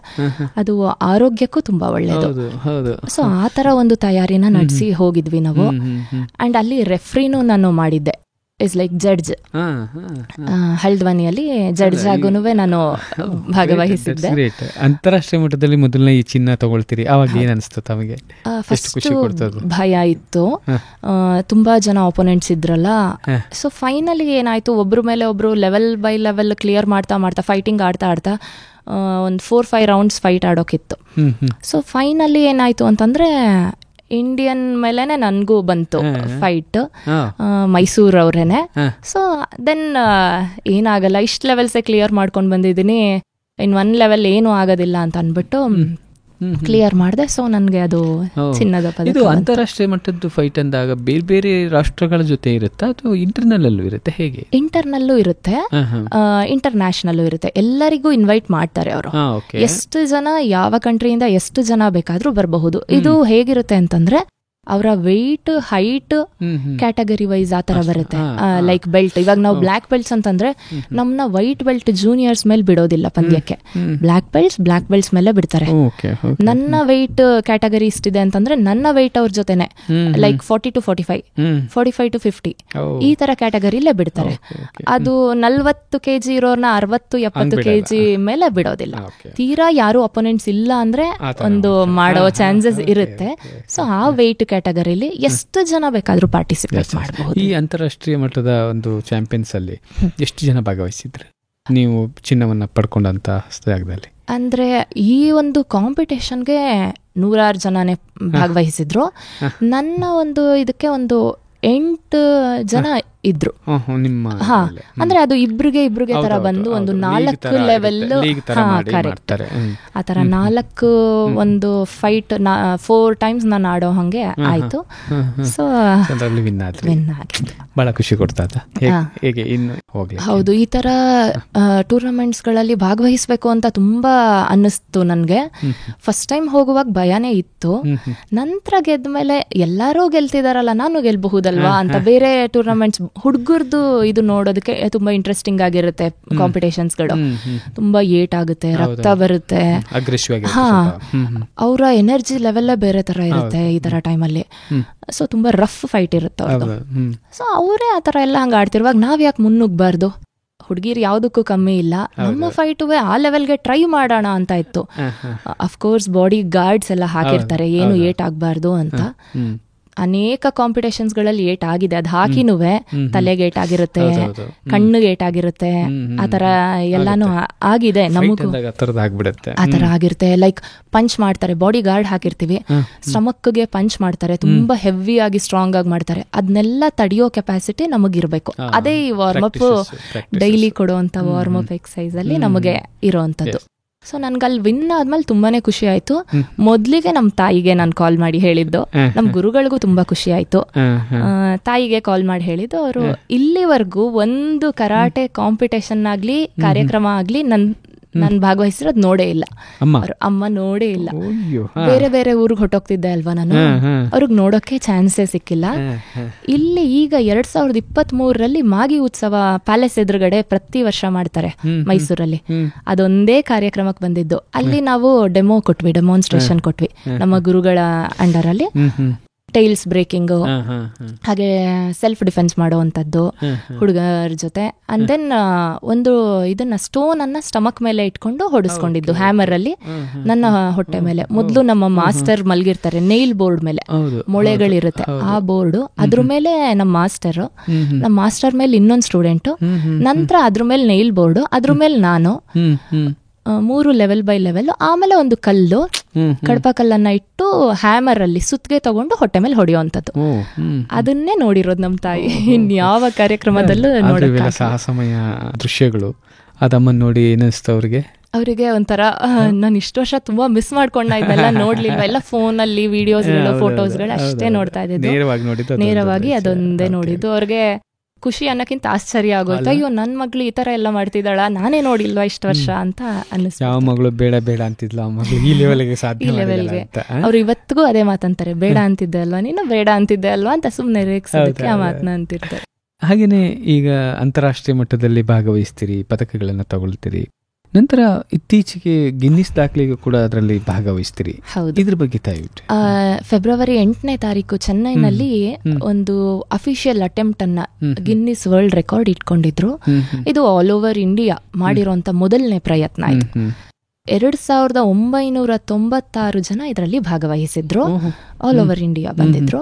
ಅದರಲ್ಲಿ ಮೈಸೂರಿಂದ ನಾವು 12 ಜನ ಹೋಗಿದ್ವಿ, ಭಾಗಿಯಾಗಿದ್ವಿ ಇದರಲ್ಲಿ. ನಮ್ಮ ಮಾಸ್ಟರ್ ನಮ್ಮನ್ನ ಕರ್ಕೊಂಡು ಹೋಗಿ ಫಸ್ಟ್ ಯಾರು ಇದರಲ್ಲಿ ಫಿಟ್ ಇದಾರೆ, ಸ್ಟಾಮಿನಾ ಇದೆ ಅಂತ ನೋಡಿ, ಅದರಲ್ಲೂ ಅಷ್ಟೇ ಹಾರ್ಡ್ ವರ್ಕ್ ಎಲ್ಲ ಮಾಡಿ ಆಯ್ಕೆ ಮಾಡಿರೋಂಥದ್ದು. ಅಲ್ಲಿ ಕಂಟಿನ್ಯೂಸ್ ಆಗಿ 30 ನಿಮಿಷ ನಿರಂತರವಾಗಿ ಹ್ಯಾಂಡ್ ಮೂವ್ಮೆಂಟ್ಸ್ ಬರುತ್ತೆ. ಅದನ್ನ ನಾವು ಪ್ರದರ್ಶನ ಮಾಡ್ಬೇಕು. ಪಂಚಸ್, ಬ್ಲಾಕ್ಸ್, ಕೌಂಟ್ ಕೊಡ್ತಿರ್ತಾರೆ ಅಲ್ಲಿ ಮೈಕಲ್ಲಿ, ವಿತೌಟ್ ಗ್ಯಾಪ್ ಕಂಟಿನ್ಯೂಸ್ ಅವ್ರು ಕೌಂಟ್ ಕೊಡ್ತಿದ್ದಂಗೆ ಹಾಗೆ ನಾವು ಮಾಡ್ತಾ ಇರ್ಬೇಕು. ಒಂದೇ ಫೀಲ್ಡ್ ಅಲ್ಲಿ ಅಷ್ಟು ಜನದ್ದು ಒಟ್ಟಿಗೆ ಬರ್ಬೇಕು. 1996 ಜನನು ಒಂದೇ ರೀತಿಯಲ್ಲಿ ಅವ್ರು 1 ಅಂತ ಹೇಳಿದ ತಕ್ಷಣ ಎಲ್ಲಾರ್ದು ವಿತ್ ಬ್ರೀತ್ ಔಟ್ ಅನ್ನೋ ಉಸಿರು ಬರ್ಬೇಕು ತಕ್ಷಣ. ಶೌಟ್ ಅಂದ್ರೆ ಹೌದು ಹೌದು ತುಂಬಾ ಚೆನ್ನಾಗಿತ್ತು ಅದು. ನಾವು ಕಣ್ ತುಂಬಿಕೊಂಡಿದ್ದೆ, ನಮಗೆ ಖುಷಿ ಆಯ್ತು. ಒಂಥರ ಲೈಫ್ ಟೈಮ್ ಮೆಮೊರಿ ಅಂತಾರಲ್ವಾ, ಆ ತರದೆಲ್ಲ. ಆ ತರದ್ ನೋಡಿ ತುಂಬಾ ಜನ ಇವಾಗ ಅದನ್ನೇ ಇನ್ಸ್ಪಿರೇಷನ್ ಆಗಿ ತಗೊಂಡ್ ಮತ್ತೆ ರೆಕಾರ್ಡ್ ಮಾಡೋಣ ಅಂತ ಪ್ರಯತ್ನ ಪಡ್ತಿದ್ದಾರೆ. ಇದ್ ರೆಕಾರ್ಡ್ ಆಯ್ತು ಅಂದ್ರೆ ಇಂಡಿಯಾದಲ್ಲಿ ಫಸ್ಟ್ ಟೈಮ್ ನಡೆದಿದ್ದು. ಜಪಾನ್ ನಲ್ಲಿ ನಡೆದಿತ್ತು, ಇಂಡಿಯಾದಲ್ಲಿ ಇದು ಫಸ್ಟ್ ಟೈಮ್ ನಡೆದಿತ್ತು. ಏನಿದೆ ಈ ಕರಾಟೆ ಕ್ಷೇತ್ರದಲ್ಲಿ ಕೆಲಸ ಮಾಡೋದು ಒಂದು ಭಾಗ ಆದ್ರೆ, ಈ ಗಿನ್ನಿಸ್ ರೆಕಾರ್ಡ್ಗೆ ಕೆಲಸ ಮಾಡೋದಿದೆಯಲ್ಲ, ಅದು ಇನ್ನೂ ಎಷ್ಟು ಖುಷಿ ಕೊಡುತ್ತೆ. ಸೊ ಬಹುಶಃ ಲೈಫ್ ಟೈಮ್ ಖುಷಿ ಕೊಡುತ್ತೆ ಅಂತ ಅನ್ಸುತ್ತೆ. ಹೌದು. ಎಸ್ ಮೇಡಮ್, ಈಗ ಹೀಗೆ ಕರಾಟೆ ಪ್ರಾಕ್ಟೀಸ್ ಮಾಡ್ತಾ ಹಂತ ಹಂತವಾಗಿ ರಾಷ್ಟ್ರ ಅಂತಾರಾಷ್ಟ್ರೀಯ ಮಟ್ಟದಲ್ಲಿ ತಾವು ಭಾಗವಹಿಸಿ ಅದರಲ್ಲಿ ವಿಜೇತರಾಗಿದ್ದೀರಿ. ಜೊತೆಗೆ ಗಿನ್ನಿಸ್ ದಾಖಲೆಯ ಇದರಲ್ಲೂ ಕೂಡ ಭಾಗಿಯಾಗಿದ್ದೀರಿ. ಸೊ ಇದು ಒಂದು ಸಾಧನೆ. ಆದರೆ ಮತ್ತೊಂದು, ತಾವು ನಮ್ಮ ನಾಡಿನ ಮಕ್ಕಳಿಗೆ ವಿಶೇಷವಾಗಿ ಓಬವ್ವ ಆತ್ಮರಕ್ಷಣಾ ಕೌಶಲ್ಯ ತರಬೇತಿಯನ್ನು ಕೊಡುವಂಥದ್ದು, ಸೊ ಸ್ವಯಂ ರಕ್ಷಣೆಯನ್ನು ಕೊಡುವಂಥದ್ದು, ಇದ್ರ ಬಗ್ಗೆ ತರಬೇತಿಯನ್ನು ತಾವು ಕೊಡ್ತಾ ಇದ್ರಿ. ಇದು ಹೇಗೆ, ಎಷ್ಟು ಮಕ್ಕಳಿಗೆ ಇದುವರೆಗೂ ತಾವು ನೀಡಿದ್ದೀರಿ? ಇದು ಸಾವಿರಾರು ವಿದ್ಯಾರ್ಥಿಗಳಿಗೇನೆ ಇಲ್ಲಿವರೆಗೂ ತರಬೇತಿಯನ್ನು ಕೊಟ್ಟಿದ್ದೀನಿ ನಾನು. ಹಾಸ್ಟೆಲ್ನ ವಿದ್ಯಾರ್ಥಿಗಳಿಗೆ ಇದು ಓಬವ್ವ ಕರಾಟೆ ಶಿಕ್ಷಣವನ್ನ ಕೊಡೋದಕ್ಕೆ ನಮಗೆ ಗವರ್ನಮೆಂಟ್ ಇಂದ ಆರ್ಡರ್ ಬಂತು. ತುಂಬಾ ಹಾಸ್ಟೆಲ್ಸ್ಗಳಲ್ಲಿ ಕೊಡ್ತಾ ಇದ್ದೆ. ಅಲ್ಲಿ ಒಂದೊಂದು ಹಾಸ್ಟೆಲ್ಗೂ ಅಂದ್ರೂ 100 ಜನ ಇರ್ತಾ ಇದ್ರು ಮಕ್ಕಳುಗಳು, ಹೆಣ್ಮಕ್ಳು. ಒಟ್ಟಿಗೆ ಒಂದೇ ಫೀಲ್ಡ್ ಅಲ್ಲಿ ನಿಲ್ಸಿ ಅವ್ರಿಗೆ 200 ಜನ ಹೆಣ್ಮಕ್ಳು ಆ ಥರ ಅವ್ರಿಗೆ ನಾವು ಬೆಳಗ್ಗೆ ಹೊತ್ತು ಅವರ ಟೈಮಿಂಗ್ ಅನ್ನೇ ನಾವು ಅಡ್ಜಸ್ಟ್ ಮಾಡ್ಕೊಂಡು ಕಾಲೇಜ್ಗೂ ಹೋಗ್ಬೇಕು ಅವರು. ಸೊ ಅವರ ಒಂದು ಸಮಯವನ್ನ ನಾವು ಇದಕ್ಕೋಸ್ಕರ ಇಡಿಸಿ ಅವ್ರಿಗೆ ನಾವು ಹೆಚ್ಚಾಗಿ ಆಸಕ್ತಿಯನ್ನ ತಗೊಂಡು ಅವ್ರಿಗೂ ಆಸಕ್ತಿ ಬರೋ ಹಾಗೆ ಮಾಡಿ ಎಲ್ಲ ಹೆಣ್ಮಕ್ಳುಗಳಿಗೆ, ಕಾಲೇಜ್ಗೆ ಹೋಗೋ ಹೆಣ್ಮಕ್ಳಿಗೆ ಈ ತರಬೇತಿನ ಕೊಡ್ತಾ ಇದ್ವಿ. ಇದು ಅವ್ರಿಗೆ ಹಾಗೆ ಯೂಸ್ ಆಯ್ತು ಅಂತ ನಾವು ಭಾವಿಸ್ತೀವಿ. ಅಂದ್ರೆ ಆತ್ಮವಿಶ್ವಾಸವನ್ನ ಹೆಚ್ಚಿಸುತ್ತೆ, ರಕ್ಷಣೆ ಮಾಡ್ಕೊಳ್ಳಕ್ಕೆ ಅವಕಾಶ ಕೊಡುತ್ತೆ. ಎಷ್ಟೋ ಹೆಣ್ಮಕ್ಳು ಬಂದು ಕೇಳ್ತಾ ಇದ್ರು, ನನ್ಗೆ ಇಲ್ಲಿ ಕಾಲ್ ನೋವ್ತಾ ಇದೆ, ಥೈಸ್ ಎಲ್ಲ ತುಂಬಾ ಪೈನ್ ಬರ್ತಾ ಇದೆ, ಹೊಟ್ಟೆ ನೋವ್ತಾ ಇದೆ, ಈ ತರದಕ್ಕೆ ಏನೇನ್ ಮಾಡ್ಬೇಕು ಅಂತ ಪರ್ಸನಲ್ ಆಗಿ ಬಂದು ಕೇಳೋರು, ಫೋನ್ ಕಾಂಟ್ಯಾಕ್ಟ್ಸ್ ಮಾಡೋರು, ಮೆಸೇಜ್ ಮಾಡೋರು. ಆ ತರದಕ್ಕೂ ವಿಶೇಷವಾಗಿ ನಾನು ಹೋಗಿ ತರಗತಿಗಳನ್ನ ತಗೊಂಡಿದ್ದೀನಿ. ಅವ್ರಿಗೆ ಆ ತರ ಎಲ್ಲ ಒಂದು ಶಿಕ್ಷಣವನ್ನ ಕೊಟ್ಟಿದ್ದೀನಿ. ಹಾಗೆ ಈಗ ಸ್ವರಕ್ಷಣಾ ಕೌಶಲ್ಯ ಬಂದು ಈಗ ಇತ್ತೀಚೆಗೆ 2 ವರ್ಷದಿಂದ ನಡೀತಾ ಇದೆ. ಎಲ್ಲಾ ಗವರ್ನಮೆಂಟ್ ಸ್ಕೂಲ್ಸ್ಗಳಲ್ಲೂ ಗವರ್ನಮೆಂಟ್ ಮಾಡಿರೋಂತ ಒಂದು ಶಿಕ್ಷಣ ಕೊಡಬೇಕು ಅಂತ ಹೇಳಿದ್ದಾರೆ. ಅಲ್ಲೂ ಅಷ್ಟೇನೆ 100 ವಿದ್ಯಾರ್ಥಿಗಳಿಗೆ ನಾವು ಹೋಗಿ ಆತ್ಮರಕ್ಷಣೆ ಹೇಗೆ ಮಾಡ್ಕೊಳ್ಳೋದು ಅನ್ನೋದ್ರ ಬಗ್ಗೆ ಆಗಿರಬಹುದು, ಹೆಲ್ದಿ ವೈಸ್ ಹೇಗಿರಬಹುದು, ಆರೋಗ್ಯ ಕಾಪಾಡ್ಕೊಳ್ಳೋದಕ್ಕೆ ಯೋಗವನ್ನ ಮಾಡಿಸ್ತೀವಿ. ಹಾಗೇನೆ ಇದರ ಜೊತೆಗೆ ಎಲ್ಲಾ ಮಕ್ಕಳು ತುಂಬಾ ಆಸಕ್ತಿಯಾಗಿ ಕಲಿತಾರೆ. ನಾವು ಗವರ್ನಮೆಂಟ್ ಸ್ಕೂಲ್ ವಿದ್ಯಾರ್ಥಿಗಳು ಅಂತ ಕೆಲವೊಬ್ರು ತುಂಬಾ ಇದ್ರಾಗ ಮಾತಾಡ್ಬಿಡ್ತಾರೆ. ಖಂಡಿತ ಇಲ್ಲ, ಅವರಲ್ಲಿ ಇರುವಂತಹ ಆಸಕ್ತಿ ಬೇರೆ ಪ್ರೈವೇಟ್ ಸ್ಕೂಲ್ಸ್ ಮಕ್ಕಳಲ್ಲಿ ಕಮ್ಮಿ. ಹೌದು. ಈ ಕರಾಟೆ ಅನ್ನೋದು ಹೆಣ್ಮಕ್ಳಿಗೆ ಎಷ್ಟು ಮುಖ್ಯ ಅಂತ ಅನ್ಸುತ್ತೆ? ಈಗಿನ ದಿನಗಳಲ್ಲಿ ಹೆಣ್ಮಕ್ಳಿಗೆ ತುಂಬಾನೇ ಮುಖ್ಯ. ನಾವಿವಾಗ ದಿನನಿತ್ಯಗಳಲ್ಲಿ ಆಗ್ತಾ ಇರೋಂತಹ ಕೇಸಸ್ಸು, ಅದು ಇದು ಹರಾಸ್ಮೆಂಟ್ಸು ಎಲ್ಲ ನೋಡ್ತಾ ಇದೀವಲ್ವಾ. ಇದು ಏನೋ ಯಾರಾದ್ರೂ ಅಟ್ಯಾಕ್ ಮಾಡಿದ್ರೆ ನಾವು ಹೊಡೆದ್ಬಿಡ್ತೀವಿ, ಬಡ್ದ್ಬಿಡ್ತೀವಿ, ಆ ತರ ಅಲ್ಲ. ನಮ್ಮ ಕಾನ್ಫಿಡೆನ್ಸ್ ಅಲ್ಲ, ಆತ್ಮಸ್ಥೈರ್ಯವನ್ನ ಬಿಲ್ಡ್ ಮಾಡುತ್ತೆ. ನಾನು ಏನೋ ಒಂದು ಕಲ್ತ್ಕೊಂಡಿದ್ದೀನಲ್ವಾ, ಧೈರ್ಯವಾಗಿ ಮುನ್ನುಗ್ಗೋಣ, ಏನಾಗುತ್ತೋ ನೋಡ್ಕೊಳ್ಳೋಣ, ಅವ್ರ ಮುಂದೆ ನಾವು ನಿಂತ್ಕೊಳ್ಳೋಣ. ಮೊದ್ಲು ಓಡೋಗೋದು, ತಪ್ಪಿಸ್ಕೊಳ್ಳೋದು, ಈಗ ಯಾರೋ ಅಟ್ಯಾಕ್ ಮಾಡಿದ್ರು ಅಂದಾಗ ಓಡೋದು ಅದು ಸೆಕೆಂಡ್ರಿ. ಫಸ್ಟ್ ನಿಂತು ಎದುರ್ಸೋಣ ಅನ್ನೋ ಕಾನ್ಫಿಡೆನ್ಸ್ ಅನ್ನ ನಾವು ಕಲಿಸ್ಕೊಡ್ತೀವಿ ಅವ್ರಿಗೆ ಹೇಗೆ ಅಂತ. ಸೆಲ್ಫ್ ಡಿಫೆನ್ಸ್ ಅಲ್ಲಿ ಮೂಮೆಂಟ್ಸ್ ಗಳಿರುತ್ತೆ. ಈಗ ಯಾರೋ ಈಗ ಕತ್ತನ್ನ ಹಿಡಿದ್ರೆ, ಕೈ ಹಿಡಿದ್ರೆ, ವೇಲನ್ನ ದುಪ್ಪಟ್ಟ ಎಳೆದ್ರೆ, ಚೈನ್ ಸ್ನ್ಯಾಚ್ ಮಾಡಿದ್ರೆ, ಆ ತರದಕ್ಕೆಲ್ಲ ಮೂವ್ಮೆಂಟ್ಸ್ ನಾವು ಹೇಳ್ಕೊಡ್ತೀವಿ. ರಕ್ಷಣೆ ಮಾಡ್ಕೊಳ್ಳೋದು ಖಂಡಿತ. ಯಾಕಂದ್ರೆ ಒಂದು ಹೆಣ್ಣಿನ ಮೇಲೆ ಅಟ್ಯಾಕ್ ಆಗೋದು ಬಹುಮುಖ್ಯ ಕಾರಣ ಏನಂದ್ರೆ ಅವಳು ನಿಶಕ್ತಳು ಅಥವಾ ದುರ್ಬಲಳು ಅಂತಾನೆ ಹೆಚ್ಚಿನ ಇದುವರೆಗೂ ನಡ್ಕೊಂಡ್ಬಂದಿರೋದು ಅಟ್ಯಾಕ್ಗಳೆಲ್ಲವು. ಸೊ ಇಲ್ಲ, ಹೆಣ್ಮಗಳು ಕೂಡ ಸ್ಟ್ರಾಂಗ್ ಇದ್ದಾಳೆ, ಅವಳನ್ನ ಡಿಪೆಂಡ್ಸ್ ಮಾಡ್ಕೊಬೋದು ಅನ್ನೋದು ಗೊತ್ತಾದರೆ ಬಹುಶಃ ಇಂತಹ ಒಂದು ಹರಾಸ್ಮೆಂಟ್ಗಳು ಅಥವಾ ಅಟ್ಯಾಕ್ಗಳು ಕಡಿಮೆ ಆಗ್ತಾ ಹೋಗುತ್ತೆ. ಖಂಡಿತ ಇದು ಇನ್ನು ಫ್ಯೂಚರಲ್ಲಿ ನೋಡಿದಾಗ ಖಂಡಿತವಾಗ್ಲೂ ಮಹಿಳೆ ಅಂದ ತಕ್ಷಣ ಅಷ್ಟು ಕೀಳಾಗಿ ನೋಡುವಂಥದ್ದು, ಅಟ್ಯಾಕ್ ಮಾಡುವಂಥದ್ದು ಖಂಡಿತ ಕಡಿಮೆ. ಈಗ ಎಷ್ಟೋ ವಿಷಯಗಳಲ್ಲಿ ಅದು ಕಮ್ಮಿ ಆಗ್ಬಿಟ್ಟಿದೆ. ಇಲ್ಲ ಬೇಡ ಆ ತರ ಎಲ್ಲಾನು. ನನಗೆ ತುಂಬಾ ಪರ್ಸನಲ್ ಎಕ್ಸ್ಪೀರಿಯನ್ಸ್ ಏನು ಅಂತಂದ್ರೆ, ಈಗ ನನ್ನ ಕಾಲೇಜಲ್ಲೇ ಸ್ಕೂಲ್ಗಳಲ್ಲೇ ಈಗ ನಾವು ನೋಡ್ತೀವಿ, ಅದು ಕಾಮನ್, ಅದು ಹುಡುಗರು ರೇಕ್ಸೋ ಅಂತದ್ದು ಆ ತರ ಎಲ್ಲ. ನನ್ನ ತಂಟೆಗೆ ಬರ್ತಾ ಇರ್ಲಿಲ್ಲ ಯಾರು, ಅದನ್ನೇ ರೇಕ್ಸೋರು. ಅವರು ರೋಡಲ್ಲಿ ಹೋಗ್ತಾ ಇದ್ದಾಗ ಎಲ್ಲಾನು ಕರಾಟೆ ಗರ್ಲ್ ಅಂದ್ಬಿಟ್ಟು ದೆನ್ ದೇಲ್ ಕೀಪ್ ಸೈಲೆನ್ಸ್, ಆ ತರ ಒಂದು ಭಯ ಬರುತ್ತೆ. ಅಲ್ಲ, ನೀವು ಕರೆಕ್ಟಾಗಿ ಹೇಳಿದ್ರಿ. ಒಂದು ನಾನು ಯಾರನ್ನೋ ಹೊಡೆದು ಬಿಡ್ತೀನಿ ಅನ್ನೋದಕ್ಕಿಂತ ಹೆಚ್ಚಾಗಿ ಆತ್ಮವಿಶ್ವಾಸ ಹೆಚ್ಚಾಗುತ್ತೆ. ಯಾರಾದ್ರೂ ಬಂದ್ರೆ ನಾನು ಹೆದರಿಸ್ತೀನಿ ಅನ್ನೋ ಧೈರ್ಯ ಇರುತ್ತಲ್ಲ, ಅದು ತಂದು ಕೊಡುತ್ತೆ ಈ ಕರಾಟೆ ಅನ್ನೋದು ಅಂತ. ಖಂಡಿತ ಆ ಕಾರಣಕ್ಕಾದ್ರೂ ಇದನ್ನ ನಾವು ಪ್ರಾಕ್ಟೀಸ್ ಮಾಡಬೇಕು. ಆಮೇಲೆ ಇದು ಹೆಣ್ಮಕ್ಳಿಗೂ ಹಾಗೆ ಗಂಡ್ ಮಕ್ಳಿಗೂ ತುಂಬಾ ಉಪಯುಕ್ತ ಆಗುತ್ತೆ. ಎಲ್ರೂ ಬಾಡಿ ಬಿಲ್ಡ್ ಮಾಡ್ತೀನಿ ಅಂತ ಜಿಮ್ಗೆ ಹೋಗ್ತಾರೆ, ಪ್ರೋಟೀನ್ ಶೇಕ್ ಆ ತರದ್ದೆಲ್ಲ ತಗೊಳ್ತೀವಿ ಅಂತ ಅನ್ಬಿಟ್ಟು ಸುಮ್ನೆ ಹೆಚ್ಚಾಗಿ ದುಡ್ಡು ವ್ಯರ್ಥ ಮಾಡ್ತಾರೆ. ಜಿಮ್ಗೆ ಹೋಗೋದು ತಪ್ಪು ಅಂತ ಹೇಳ್ತಿಲ್ಲ. ಯೋಗ ಮಾಡೋದು, ಈ ತರ ಕರಾಟೆ ಮಾಡೋದು ಅಥವಾ ಡಾನ್ಸ್ ಯಾವ್ದಾದ್ರೂ ಆಗಿರಬಹುದು, ಭರತನಾಟ್ಯ ಅಂತಾನೆ ಅಲ್ಲ, ವೆಸ್ಟರ್ನ್ ಆಗಿರಬಹುದು, ಅದರಲ್ಲೇ ತುಂಬಾ ವಿವಿಧ ಶೈಲಿಗಳನ್ನ ನಾವು ನೋಡಬಹುದು. ಈ ತರದ್ ಯಾವ್ದಕ್ಕಾದ್ರೂ ಸೇರ್ಕೊಂತು ಅಂತಂದ್ರೆ ನಾವು ನಮ್ಮ ಬಾಡಿನ ಫಿಟ್ ಆಗಿ ಇಟ್ಕೋಬಹುದು, ಹೆಲ್ದಿ ಆಗಿ ಇಟ್ಕೊಬಹುದು. ನಾವು ಇತ್ತೀಚೆಗೆ ತುಂಬಾನೇ ನೋಡ್ತಾ ಇದೀವಿ, ಡಾಕ್ಟರ್ಸ್ ಎಲ್ಲ ಹೇಳ್ತಾರೆ ಆ ತರ ಪ್ರೋಟೀನ್ ಶೇಕ್ಸ್ ತಗೊಳ್ಳೋದ್ರಿಂದ ಹೆಲ್ತ್ ಅಪ್ಸೆಟ್ ಆಯ್ತು, ಹಾರ್ಟ್ ಪ್ರಾಬ್ಲಮ್ ಆಯ್ತು, ಕಿಡ್ನಿಗೆ ಪ್ರಾಬ್ಲಮ್ ಆಯ್ತು, ಅದೆಲ್ಲ ಬೇಕಾಗಿಲ್ಲ. ಈಗ ನಮ್ಮ ಡೈಲಿ ರುಟೀನ್ ಫುಡ್ಸ್ಗಳನ್ನೇ ತಗೋಬಹುದು. ರಾಗಿ, ಗೋಧಿ, ಜೋಳ, ಈ ತರ ಫುಡ್ಸ್ ನ ತಗೊಂಡು ಕರಾಟೆಯನ್ನ ಅಥವಾ ಯಾವುದೇ ನೃತ್ಯವನ್ನ, ಯೋಗವನ್ನ ಅಭ್ಯಾಸ ಮಾಡಿದ್ರೆ ಖಂಡಿತ ಅನಾರೋಗ್ಯ ಆಗೋದಕ್ಕೆ ಸಾಧ್ಯನೇ ಇಲ್ಲ. ಖಂಡಿತ ನಮ್ಮ ಆರೋಗ್ಯ ನಮ್ಮ ಕೈಲಿರುತ್ತೆ, ನಮ್ಮ ಮನಸ್ಸು ನಮ್ಮ ಕೈಯಲ್ಲೇ ಇರುತ್ತೆ. ಎಲ್ಲವನ್ನ ಕಂಟ್ರೋಲ್ ಮಾಡ್ಬೋದು. ದೇಹ ಮತ್ತು ಮನಸ್ಸನ್ನ ಕಂಟ್ರೋಲ್ ಮಾಡಲಿಕ್ಕೆ ಅವಕಾಶಗಳಿದೆ. ಮೇಡಮ್, ಕರಾಟೆ ಬಗ್ಗೆ ಹೇಳಿದ್ರಿ, ಸಂಗೀತದ ಬಗ್ಗೆ ಹೇಳಿದ್ರಿ, ಬಟ್ ಭರತನಾಟ್ಯದ ಬಗ್ಗೆ ಆರಂಭದಲ್ಲಿ ನಾವು ಮಾತಾಡ್ತಾ ಇದ್ವಿ.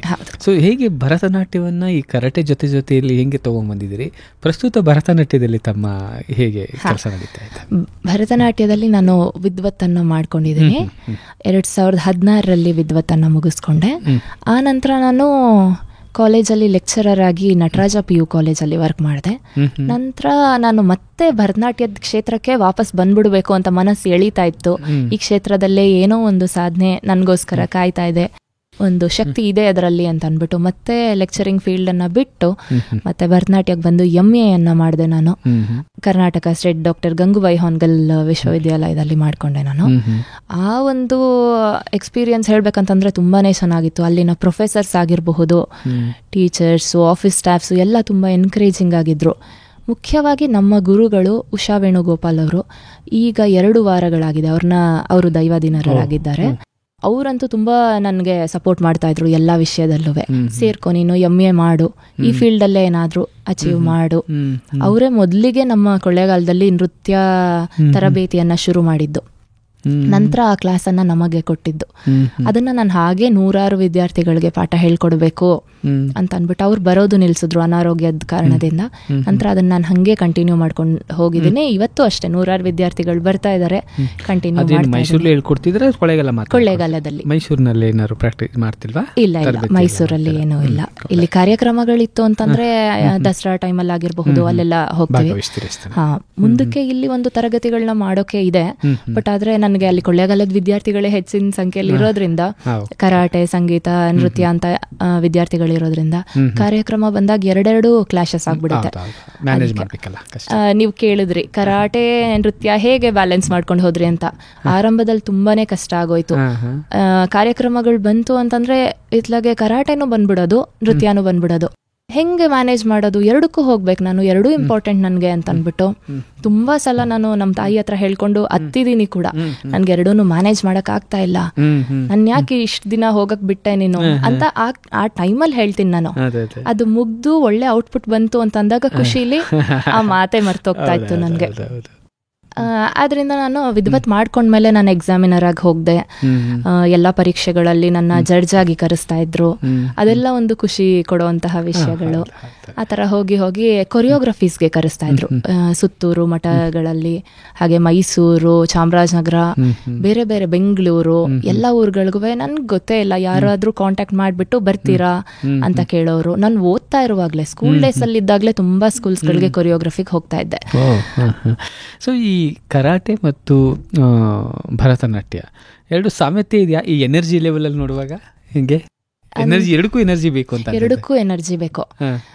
ಅದು ಕರಾಟೆ ನೋಡಿದ್ರೆ ಒಂಥರ ಹಾರ್ಡ್, ರಫ್ನೆಸ್. ಭರತನಾಟ್ಯ ಸ್ಮೂತ್, ಮೃದು ಸ್ವಭಾವ ಅಂತ ಹೇಳಬಹುದು.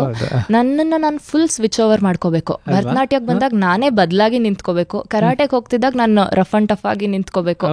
ಆ ಒಂದು ಸ್ವಿಚ್ ಓವರ್ ಅದ್ ಗೊತ್ತಿಲ್ಲ ನನ್ಗೆ ಹೆಂಗ್ ಬಂತು ಅಂತ ಅನ್ಬಿಟ್ಟು ಇವತ್ತುವರೆಗೂ ಅದು ಹಂಗೆ ಕಂಟಿನ್ಯೂ ಆಗ್ತಿದೆ. ಭರತನಾಟ್ಯ ಅಂತಂದಾಗ ಒಂದು ಟ್ರೆಡಿಷನಲ್ ವೇ ಅಲ್ಲಿ ಹೋಗುವಂಥದ್ದು. ಕರಾಟೆ ಅಂದ ತಕ್ಷಣ ಇದನ್ನ ಕಂಪ್ಲೀಟ್ ಬಿಟ್ಟು ಅದಕ್ಕೆ ಹೋಗುವಂಥದ್ದು ಅಲ್ಲ. ಹೆಣ್ಣು ಮಕ್ಕಳಿಗೆ ಆ ಸ್ವಿಚ್ ಓವರ್ ಅದು ಮೂಲತಃನೇ ಬಂದ್ಬಿಟ್ಟಿರುತ್ತೆ. ಯಾಕಂದ್ರೆ ಅದು ಗಾದೆ ಒಲಿದರೆ ನಾರಿ ಮುನಿದರೆ ಮಾರಿ. ಸೊ ಹಾಗೆ ಅದೇ ತರ ಮೋಸ್ಟ್ಲಿ ಸೌಮ್ಯನೂ ಹೌದು, ಸ್ಟ್ರಾಂಗು ಹೌದು. ಇವಾಗ ನಮ್ಮ ಸಾಂದರ್ಭಿಕವಾಗಿ ಅವಳು ಹಾಕ್ತಾಳೆ. ಖಂಡಿತ. ಇವಾಗ ನಾವು ತಾಯಿ ಮನೇಲಿ ಇದ್ದಾಗ ಫುಲ್ ಟೇಕನ್ ಫಾರ್ ಗ್ರಾಂಟೆಡ್, ಹೆಂಗ್ ಬೇಕೋ ಹಂಗೆ. ಅತ್ತೆ ಮನೆಗೆ ಹೋಯ್ತು ಅಂತಂದ್ರೆ ಅಲ್ಲಿ ಹೇಗಿರ್ಬೇಕು, ಒಂದು ಡಿಸಿಪ್ಲಿನ್ ವೇ ಅಲ್ಲಿ ಇರ್ಬೇಕು.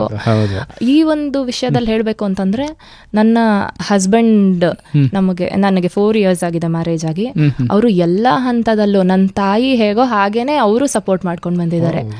ನನ್ನ ಗುರುಗಳು, ನನ್ನ ತಾಯಿ, ನನ್ನ ಅಕ್ಕ, ಆಮೇಲೆ ನನ್ನ ಮನೇಲಿ ಅತ್ತೆ ಮಾವ, ಹಾಗೇನೆ ನನ್ನ ಹಸ್ಬೆಂಡ್, ಎಲ್ಲರೂ ಎಲ್ಲ ಹಂತದಲ್ಲೂ ಇವತ್ವರೆಗೂ ಸಪೋರ್ಟ್ ಮಾಡ್ತಿದ್ದಾರೆ. ಅದಕ್ಕೋಸ್ಕರ ಈ ಕ್ಷೇತ್ರದಲ್ಲಿ ಇನ್ನೂ ಇರಕ್ ಸಾಧ್ಯ ಆಯ್ತು. ತುಂಬಾ ಹೆಣ್ಮಕ್ಳು ಮದ್ವೆ ಆದ್ಮೇಲೆ ಬಿಟ್ಬಿಡ್ಬೇಕು ಅಂತ ಹೇಳ್ತಾರೆ ಇದನ್ನೆಲ್ಲಾನು, ಆದ್ರೆ ನನ್ಗೆ ಯಾವತ್ತೂ ಆ ಯೋಚನೆನೇ ಬರ್ಲಿಲ್ಲ. ಎಲ್ಲರಿಗೂ ಬಹುಶಃ ಇಂಥ ಅದೃಷ್ಟ ಸಿಗೋದು ಕಡಿಮೆ. ನಿಮಗೆ ಎರಡು ಕಡೆನೂ ಒಂದು ಒಳ್ಳೆ ಸಪೋರ್ಟ್ ಸಿಕ್ಕಿದೆ, ಬಹುಶಃ ಅದೃಷ್ಟವಂತರು ತಾವು. ಖಂಡಿತ ಬರ್ತಾ ಈ ಒಂದು ಕಲೆಗೆ ಬೆಲೆ ಕೊಡಲೇಬೇಕಾಗುತ್ತೆ.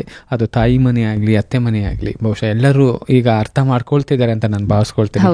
ಆದರೆ ತಮ್ಮ ಮನೇಲಿ ಬಹಳ ಅದಕ್ಕಿಂತ ಹೆಚ್ಚಾಗಿ ನಿಮಗೆ ಅವಕಾಶ ಸಿಗ್ತಾ ಇರೋದು ನಿಜವಾಗ್ಲೂ ಒಂದು ಒಳ್ಳೆ ಬೆಳವಣಿಗೆ ಅಂತ ನನಗನ್ಸುತ್ತೆ. ಮೇಡಮ್, ಹೀಗೆ ನಾನು ಆವಾಗಲೇ ಹೇಳಿದಂಗೆ ನೀವೊಂಥರ ಬಹುಮುಖ ಪ್ರತಿಭೆ.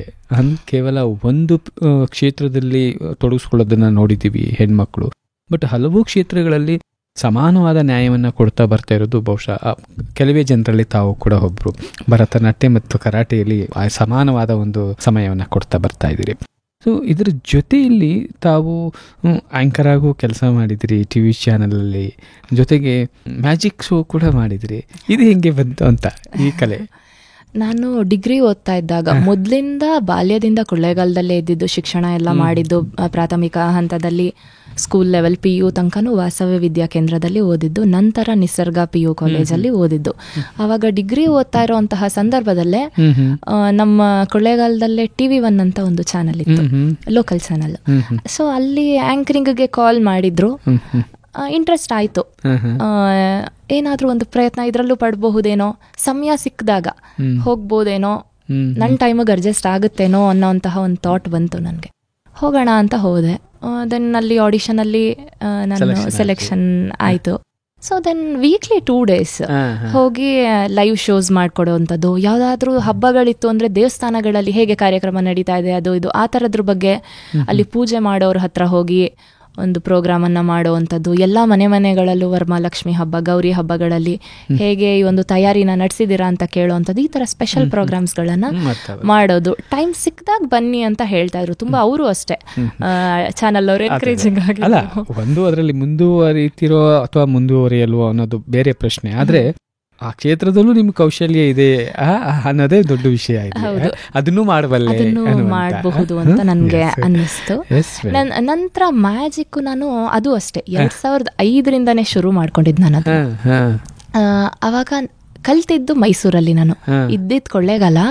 ಶನಿವಾರ ಭಾನುವಾರ, ಪ್ರತಿ ಶನಿವಾರ ಭಾನುವಾರ ಮೈಸೂರಿಗೆ ಬರ್ತಿದ್ದೆ. ಅದು ಒಬ್ಳೆ. ಒಂದು 4ನೇ ಕ್ಲಾಸ್ 5ನೇ ಕ್ಲಾಸ್ ನಾನು ಅವಾಗ ನಮ್ಮ ತಂದೆ ಅಲ್ಲಿಂದ ಬಸ್ ಹಚ್ಬಿಡೋರು.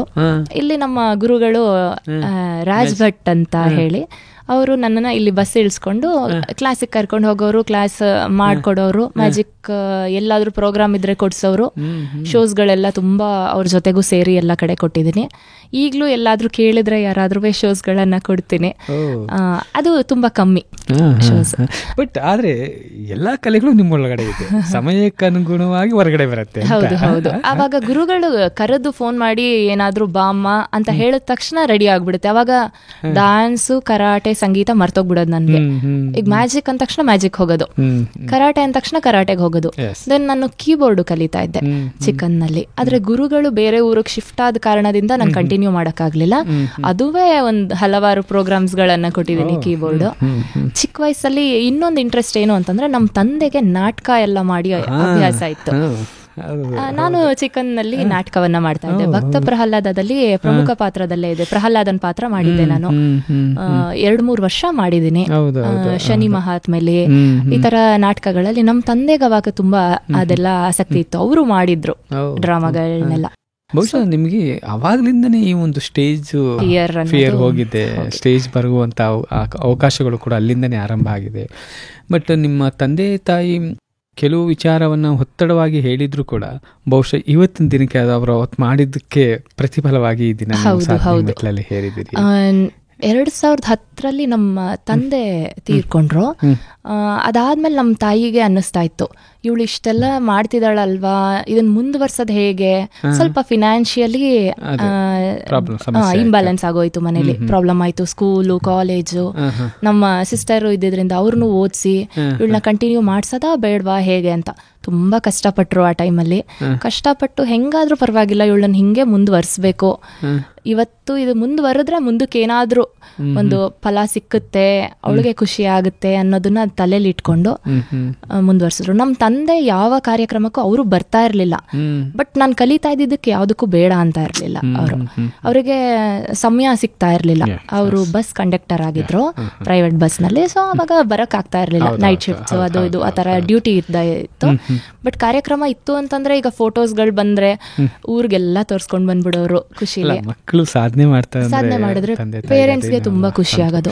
ಆದ್ರೆ ಈಗಿನ ಪೇರೆಂಟ್ಸ್ ಹೇಗಿದ್ದಾರೆ ಅಂತಂದ್ರೆ, ಒಂದು ಕಾರ್ಯಕ್ರಮದಲ್ಲಿ ಮಕ್ಕಳನ್ನ ನಾವು ಹಾಕೊಳ್ಳಿಲ್ಲ ಯಾವ್ದಾದ್ರು ಕಾರ್ಯಕ್ರಮಕ್ಕೆ ಅಂತಂದ್ರೆ ಕ್ಲಾಸ್ನೇ ಬಿಡಿಸ್ಬಿಡುವಂಥದ್ದು, ಅಂದ್ರೆ ನಾಳೆನೆ ಬೆಳಗ್ಗೆ ಬಂದ್ಬಿಡ್ಬೇಕು ಅಂತ ಎಕ್ಸ್ಪೆಕ್ಟೇಷನ್. ಹೌದು, ಒಂದು ಅಡ್ಮಿಷನ್ಗೆ ಬರ್ತಾರೆ, ನಮ್ಮ ಮಕ್ಕಳಿಗೆ ಯಾವಾಗ ಪರೀಕ್ಷೆ ಕಟ್ಟಿಸ್ತೀರಾ, ಕಾರ್ಯಕ್ರಮ ಯಾವಾಗ ಕೊಡಿಸ್ತೀರಾ, ಅವ್ರು ಇನ್ನೂ 4 ವರ್ಷ 5 ವರ್ಷದ ಮಕ್ಕಳಾಗಿರ್ತಾರೆ. ಹೇಗ್ ಕಲಿತಾರೆ ನೋಡೋಣ, 1-2-3 ವರ್ಷನಾದ್ರೂ ಸತತವಾಗಿ ಅಭ್ಯಾಸ ಮಾಡಿದ್ರೆ ನೋಡೋಣ ಕಾರ್ಯಕ್ರಮಕ್ಕೆ ಅಂತ. ನೋಡೋಣ ಅನ್ನೋ ಪದ ಅವ್ರಿಗೆ ನೆಗೆಟಿವ್ ಆಗಿ ಕೇಳಿಸ್ಬಿಡುತ್ತೆ. ಅಲ್ಲ, ಈಗ ಯಾವುದೇ ಒಂದು ಸಾಧನೆ, ಈಗ ನಿಮ್ಮನ್ನೇ ನೋಡ್ಕೊಂಡ್ರೆ ಕಳೆದ ಒಂದು 15 ವರ್ಷಗಳಿಂದ ಈ ಸಾಧನೆ ಮಾಡ್ತಾ ಇದ್ರಿ. ಇವತ್ತು ಗಿನ್ನಿಸ್ ದಾಖಲೆ ಮಾಡಿರೋದು. ಸೊ ನೀವು 15 ವರ್ಷದಿಂದನೇ ಮಾಡಬೇಕು ಅಂದ್ರೆ ಆಗತ್ತಾ? ಸೊ ಹಂತ ಹಂತವಾಗಿ ಅವಕಾಶ ಸಿಕ್ಕಂತೆ ಬಳಸ್ಕೊಂಡು ಹೋಗಬೇಕು. ಸೊ ಇವತ್ತು ಅಡ್ಮಿಷನ್ ಆಗಿ ತಕ್ಷಣನೇ ನಂಗೆ ಫಲಿತಾಂಶ ಬೇಕು ಅಂತ ಅಷ್ಟೊಂದು ಅವಸರ ಬೇಡ ಅನ್ನೋದನ್ನ ತಾವು ಹೇಳ್ತಾ ಇದ್ದೀರಿ. ಜೊತೆಗೆ ಮಕ್ಕಳಲ್ಲಿರುವಂಥ ಒಂದು ಸ್ಟ್ರಾಂಗ್ ಏನಿದೆ, ಅವರು ಯಾವುದ್ರಲ್ಲಿ ಸಾಮರ್ಥ್ಯರಾಗಿದ್ದಾರೆ ಅಥವಾ ಸಾಮರ್ಥ್ಯ ಇದೆ, ಸೊ ಅದನ್ನು ಗುರುತಿಸೋದು ಮತ್ತು ಅದಕ್ಕೊಂದು ಉತ್ತೇಜನ ನೀಡೋದು ಪೋಷಕರು ಮಾಡಿದ್ದೆ ಆದರೆ ಮುಂದೊಂದು ದಿನ ಅದನ್ನು ಸಾಧನೆಯನ್ನು ಮಾಡ್ತಾರೆ ಅನ್ನೋದು ಖಂಡಿತವಾಗಿ ಅನ್ಸುತ್ತೆ. ಎಸ್ ಮೇಡಮ್, ಮತ್ತೆ ಯಾವ ರೀತಿಯಲ್ಲಿ ತಾವು ಸಮಾಜದಲ್ಲಿ ತೊಡಗಿಸ್ಕೊಂಡಿದ್ದೀರಿ ಅಂತ? ಹಸಿರು ದಳ ಅಂತ ಬುಗುರಿ ಅನ್ನುವಂತಹ ಒಂದು ಚಾರಿಟಬಲ್ ಟ್ರಸ್ಟ್ ಇದೆ. ಅಲ್ಲಿ ವೇಸ್ಟ್ ಪಿಕ್ಕರ್ಸ್ ಅವರ ಮಕ್ಕಳುಗಳಿಗೆ ನಾನು ಕಸವನ್ನ ಆಯ್ತಾರಲ್ಲ ಎತ್ಕೊಳ್ಳುವಂತಹ ಮಕ್ಕಳುಗಳು, ಒಂದು ಇಂಟೀರಿಯರ್ ಪ್ಲೇಸ್ ಅಲ್ಲಿ ಇರುವಂತಹ ಔಟ್ಸ್ಕರ್ಟ್ಸ್ ಗಳಲ್ಲಿ ಇರುವಂತಹ ಮಕ್ಕಳಿಗೆ ನಾನು JP ನಗರದಲ್ಲಿ ಮೈಸೂರಲ್ಲೇನೆ ಪ್ರತಿದಿನ ಹೋಗಿ ಸತತವಾಗಿ 1 ತಿಂಗಳುಗಳು ಅವ್ರಿಗೆ ಟ್ರೈನಿಂಗ್ ಅನ್ನ ಕೊಟ್ಟು ಬಂದಿದ್ದೇನೆ. ಆ ಮಕ್ಕಳುಗಳಲ್ಲಿ ಹೆಚ್ಚಿನ ಆಸಕ್ತಿ ಇತ್ತು, ಅವ್ರಿಗೆ ಒಂದು ಆಪರ್ಚುನಿಟಿ ಇರಲಿಲ್ಲ. ಬಟ್ ನಾನು ಹೇಳ್ಕೊಟ್ಟಾಗ ಅವ್ರಿಗೆ 2 ದಿನ ಜ್ವರನೇ ಬಂದ್ಬಿಟ್ಟಿತ್ತು. ನಾನು ಕರಾಟೆ ತರಬೇತಿ ಕೊಟ್ಟಾಗ ಅವ್ರಿಗೆ ಜ್ವರ ಬಂದಿತ್ತು, ಆದ್ರೂ ಒಂದು ಟ್ಯಾಬ್ಲೆಟ್ನ ಹಾಕೊಂಡು ಎಲ್ಲಾ ಮಕ್ಕಳು ಬಂದಿದ್ದಾರೆ. ಅಂದ್ರೆ ಎಷ್ಟು ಇಂಟ್ರೆಸ್ಟ್ ಇದೆ ಅವ್ರಿಗೆ.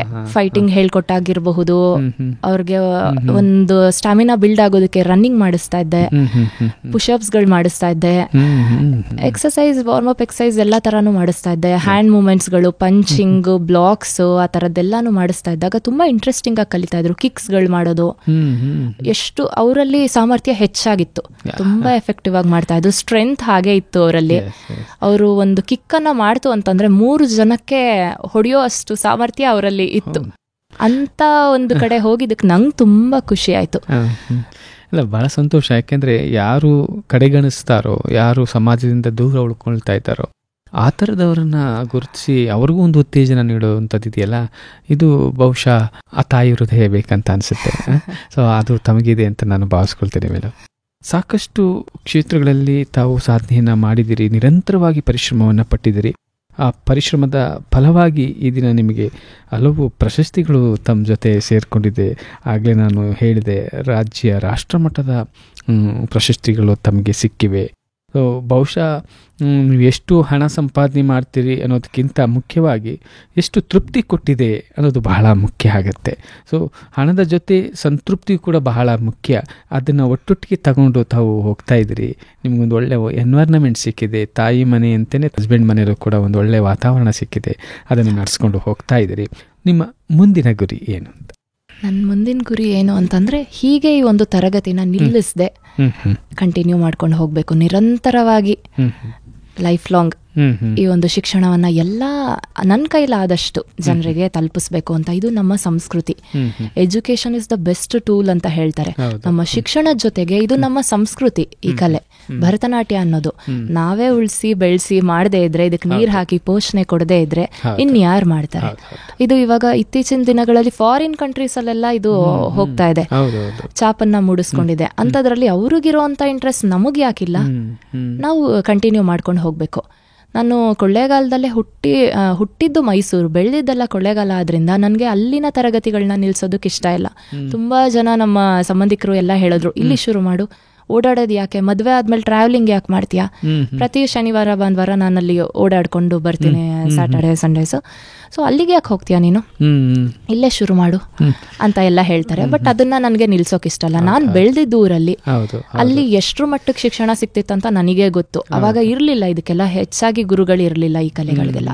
ಈಗ ನಾವಿರುವಾಗ ನಮ್ಮಲ್ಲಿರೋ ಕಲೆಗಳನ್ನ ಮಕ್ಕಳಿಗೆ ಧಾರೆ ಏರ್ಕೊಡ್ಬೇಕನ್ನೋದು ನಮಗೆ ತುಂಬಾ ಆಸಕ್ತಿ ಇದೆ. ನನ್ನ ಅಕ್ಕನೂ ಕೂಡ ನನ್ನ ಜೊತೆಗೂ ಸಪೋರ್ಟಿವ್ ಆಗಿ, ಅವಳು ಭರತನಾಟ್ಯ ಆರ್ಟಿಸ್ಟ್, ಸೊ ಅವರು ಬರ್ತಾರೆ ವೀಕೆಂಡ್ಸ್ಗಳಲ್ಲಿ. ಒಂದು ಗುರುಗಳು ಹೇಗಿರ್ಬೇಕು ಅಂತಂದ್ರೆ ಅಜ್ಞಾನದಿಂದ ಜ್ಞಾನದೆಡೆಗೆ ಮಕ್ಕಳನ್ನ ತಗೊಂಡು ಹೋಗುವಂಥದ್ದು, ಆ ಪ್ರೇರಣಾ ಶಕ್ತಿಯನ್ನ ಕೊಡುವಂಥದ್ದು. ನಮ್ಮ ಗುರುಗಳು ನಮಗೇನ್ ಕೊಟ್ಟಿದ್ದಾರೆ ಅದೇ ಒಂದು ಶಕ್ತಿಯನ್ನ ಮಕ್ಕಳಿಗೆ ಕೊಡಬೇಕು ಅನ್ನುವಂತಹ ಒಂದು ನಿಟ್ಟಿನಲ್ಲಿ ನಾವು ಈ ಒಂದು ಕಲಾ ಸಾಧನ ಸಾಂಸ್ಕೃತಿಕ ಟ್ರಸ್ಟ್ ಅಂತ ಮಾಡ್ಕೊಂಡಿದ್ವಿ. ಅದರಲ್ಲಿ ಕರಾಟೆ, ಡ್ಯಾನ್ಸ್, ಮ್ಯೂಸಿಕ್ ಎಲ್ಲ ಇನ್ನೂ ಏನಾದ್ರೂ ಶಿಕ್ಷಣವನ್ನ ಕೊಡಬಹುದು ಆದ್ರೆ ಮೈಸೂರಿಂದಾನೇ ಕರ್ಕೊಂಡು ಹೋಗಿ ಯಾರಾದ್ರೂ ರಿಸೋರ್ಸ್ ಪರ್ಸನ್ ಇತ್ತು ಅಂತಂದ್ರೆ ಮಕ್ಕಳಿಗೆ ಕೊಡುವಂತಹ ಪ್ರಯತ್ನಗಳನ್ನ ಮಾಡ್ಬೇಕು. ಅಲ್ಲಿನ ವಿದ್ಯಾರ್ಥಿಗಳು ಮುಂದುವರಬೇಕು ಅನ್ನೋದು ನಮ್ಮ ಅಂದ್ರೆ ನಗರ ಪ್ರದೇಶದಲ್ಲಿ ಸಾಕಷ್ಟು ಅವಕಾಶಗಳಿದೆ, ಇಲ್ಲಿ ಅವಕಾಶಗಳು ಕಡಿಮೆ ಇದೆ, ಅಲ್ಲಿ ನೀವು ಅವಕಾಶಗಳನ್ನ ಕೊಡಬೇಕು ಅನ್ನೋದು ಒಂದು ಭಾಗ. ಜೊತೆಗೆ ನಾನು ಕಲ್ತಿರೋದನ್ನ ಒಂದಷ್ಟು ದಾರಿ ಎರಿಬೇಕು ಬೇರೆಯವ್ರಿಗೂ ಅಂತ. ಖಂಡಿತ ಒಂದು ಒಳ್ಳೆ ಆಲೋಚನೆಯನ್ನ ಇಟ್ಕೊಂಡಿದ್ರಿ, ಉದ್ದೇಶವನ್ನ ಇಟ್ಕೊಂಡಿದ್ರಿ. ತಮ್ಮ ಈ ಕನಸು ನನಸಾಗಲಿ, ಏನು ಅನ್ಕೊಂಡಿದ್ರಿ ಗ್ರಾಮೀಣ ಪ್ರದೇಶದ ಮಕ್ಕಳು ಹಲವು ಕ್ಷೇತ್ರಗಳಲ್ಲಿ ಮುಂದೆ ಬರಬೇಕು, ವಿಶೇಷವಾಗಿ ನಮ್ಮ ಭರತನಾಟ್ಯದ ಒಂದು ಪ್ರದರ್ಶನ ಹೆಚ್ಚು ಆಗಬೇಕು. ಅದು ನಮ್ಮ ಭಾರತದ ಒಂದು ಸಂಸ್ಕೃತಿ, ಅದು ಆ ಸಂಸ್ಕೃತಿಯನ್ನು ಹೆಚ್ಚು ಪ್ರಸರಿಸಬೇಕು ಅನ್ನೋದು ತಮ್ಮ ಉದ್ದೇಶ. ಮೇಡಮ್, ಕೊನೆಯದಾಗಿ ನಮ್ಮ ಕೇಳುಗರಿಗೆ ಏನು ಹೇಳಕ್ಕೆ ಇಷ್ಟಪಡ್ತೀರಿ? ಎಲ್ಲ ಪೋಷಕರಿಗೆ ಹೆಚ್ಚಾಗಿ ಹೇಳೋದೇನು ಅಂತಂದರೆ, ಮಕ್ಕಳಲ್ಲಿ ಎಲ್ಲ ವಿದ್ಯಾರ್ಥಿಗಳಲ್ಲೂ ಎಲ್ಲ ಮಕ್ಕಳಲ್ಲೂ ಒಂದು ಕಲೆ ಅನ್ನೋದು ಇದ್ದೇ ಇರುತ್ತೆ. ಅದನ್ನು ಬೆಳಕಿಗೆ ನೀವೇ ನೋಡಿ ಹೊರಗೆ ತರಬೇಕು. ಮಕ್ಕಳಲ್ಲಿ ಒಂಥರ ನೆಗೆಟಿವ್ ಎನರ್ಜಿನ ತುಂಬಬೇಡಿ, ಪಾಸಿಟಿವ್ ಆಗಿ ಬೆಳೆಸಿ ಅವ್ರನ್ನ. ಶಿಕ್ಷಣದ ಜೊತೆಗೆ ಈ ಥರ ಕಲೆಗಳನ್ನೂ ಕಲಿಸಿ. ನಮ್ಮಲ್ಲಿ ಬರುವಂತಹ ವಿದ್ಯಾರ್ಥಿಗಳು ಎಲ್ಲರೂ ಸ್ಟೇಟ್ ರ್ಯಾಂಕ್ ಹೋಲ್ಡರ್ಸೇ, ಡಿಸ್ಟಿಂಕ್ಷನ್ ಹೋಲ್ಡರ್ಸ್ಗಳೇ. ಸೊ ಆದ್ದರಿಂದ ಮಕ್ಕಳಿಗೆ ಯಾವುದೇ ರೀತಿ ಶಿಕ್ಷಣಕ್ಕೆ ತೊಂದರೆ ಆಗೋದಿಲ್ಲ. ಇದು ಈ ಕಾರ್ಯವನ್ನು ಹೀಗೆ ಮುಂದುವರಿಸ್ಕೊಂಡು ಹೋಗಬೇಕು ಅನ್ನೋದನ್ನು ನಾನು ಆಶಯ ಪಡ್ತೇನೆ. ಧನ್ಯವಾದ ಮೇಡಮ್. ಧನ್ಯವಾದ. ಭಾಳ ಸಂತೋಷ ಆಯಿತು ನಮ್ಮ ಕಾರ್ಯಕ್ರಮದಲ್ಲಿ ಭಾಗವಹಿಸಿ ತಮ್ಮ ಈ ಬೆಳೆದು ಬಂದ ದಾರಿ, ಅನುಭವ, ಸಾಧನೆಗಳ ಕುರಿತು ಮತ್ತು ಸಮಾಜದ ಮೇಲೆ ತಮಗಿರುವಂಥ ಅಭಿಪ್ರಾಯಗಳು, ಕನಸನ್ನು ಕುರಿತು ಹಂಚಿಕೊಂಡಿದ್ದಕ್ಕಾಗಿ ನಮ್ಮ ಕೇಳುಗರ ಪರವಾಗಿ ಹೃತ್ಪೂರ್ವಕ ಧನ್ಯವಾದಗಳು. ಧನ್ಯವಾದ. ಶ್ರೋತೃಗಳೇ, ಇಷ್ಟೊತ್ತು ತಾವು ಕೇಳ್ತಾ ಇದ್ರಿ ಪ್ರತಿಭಾ ವಿಲಾಸ ಕಾರ್ಯಕ್ರಮದಲ್ಲಿ ನಮ್ಮ ಮೈಸೂರಿನ ಬಹುಮುಖ ಪ್ರತಿಭೆಯಾದ ವಿದುಷಿ ಶ್ರೀಮತಿ ಸೌಜನ್ಯ ಪ್ರಭಾಕರ್ ಅವರ ಜೊತೆಗಿನ ಸಂದರ್ಶನ ಕಾರ್ಯಕ್ರಮ. ಇದು ಇವತ್ತಿನ ಕಾರ್ಯಕ್ರಮ. ಮತ್ತೊಂದು ಕಾರ್ಯಕ್ರಮ ಜೊತೆ ತಮ್ಮನ್ನ ಭೇಟಿಯಾಗ್ತೀನಿ. ಅಲ್ಲಿವರೆಗೂ ನಮಸ್ಕಾರ.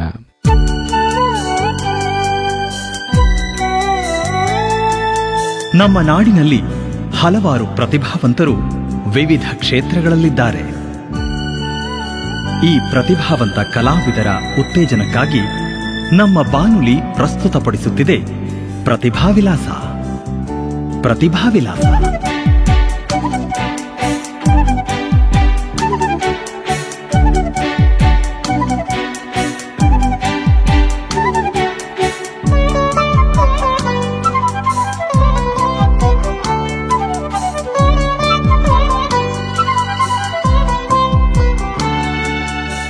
प्रतिभा विलास.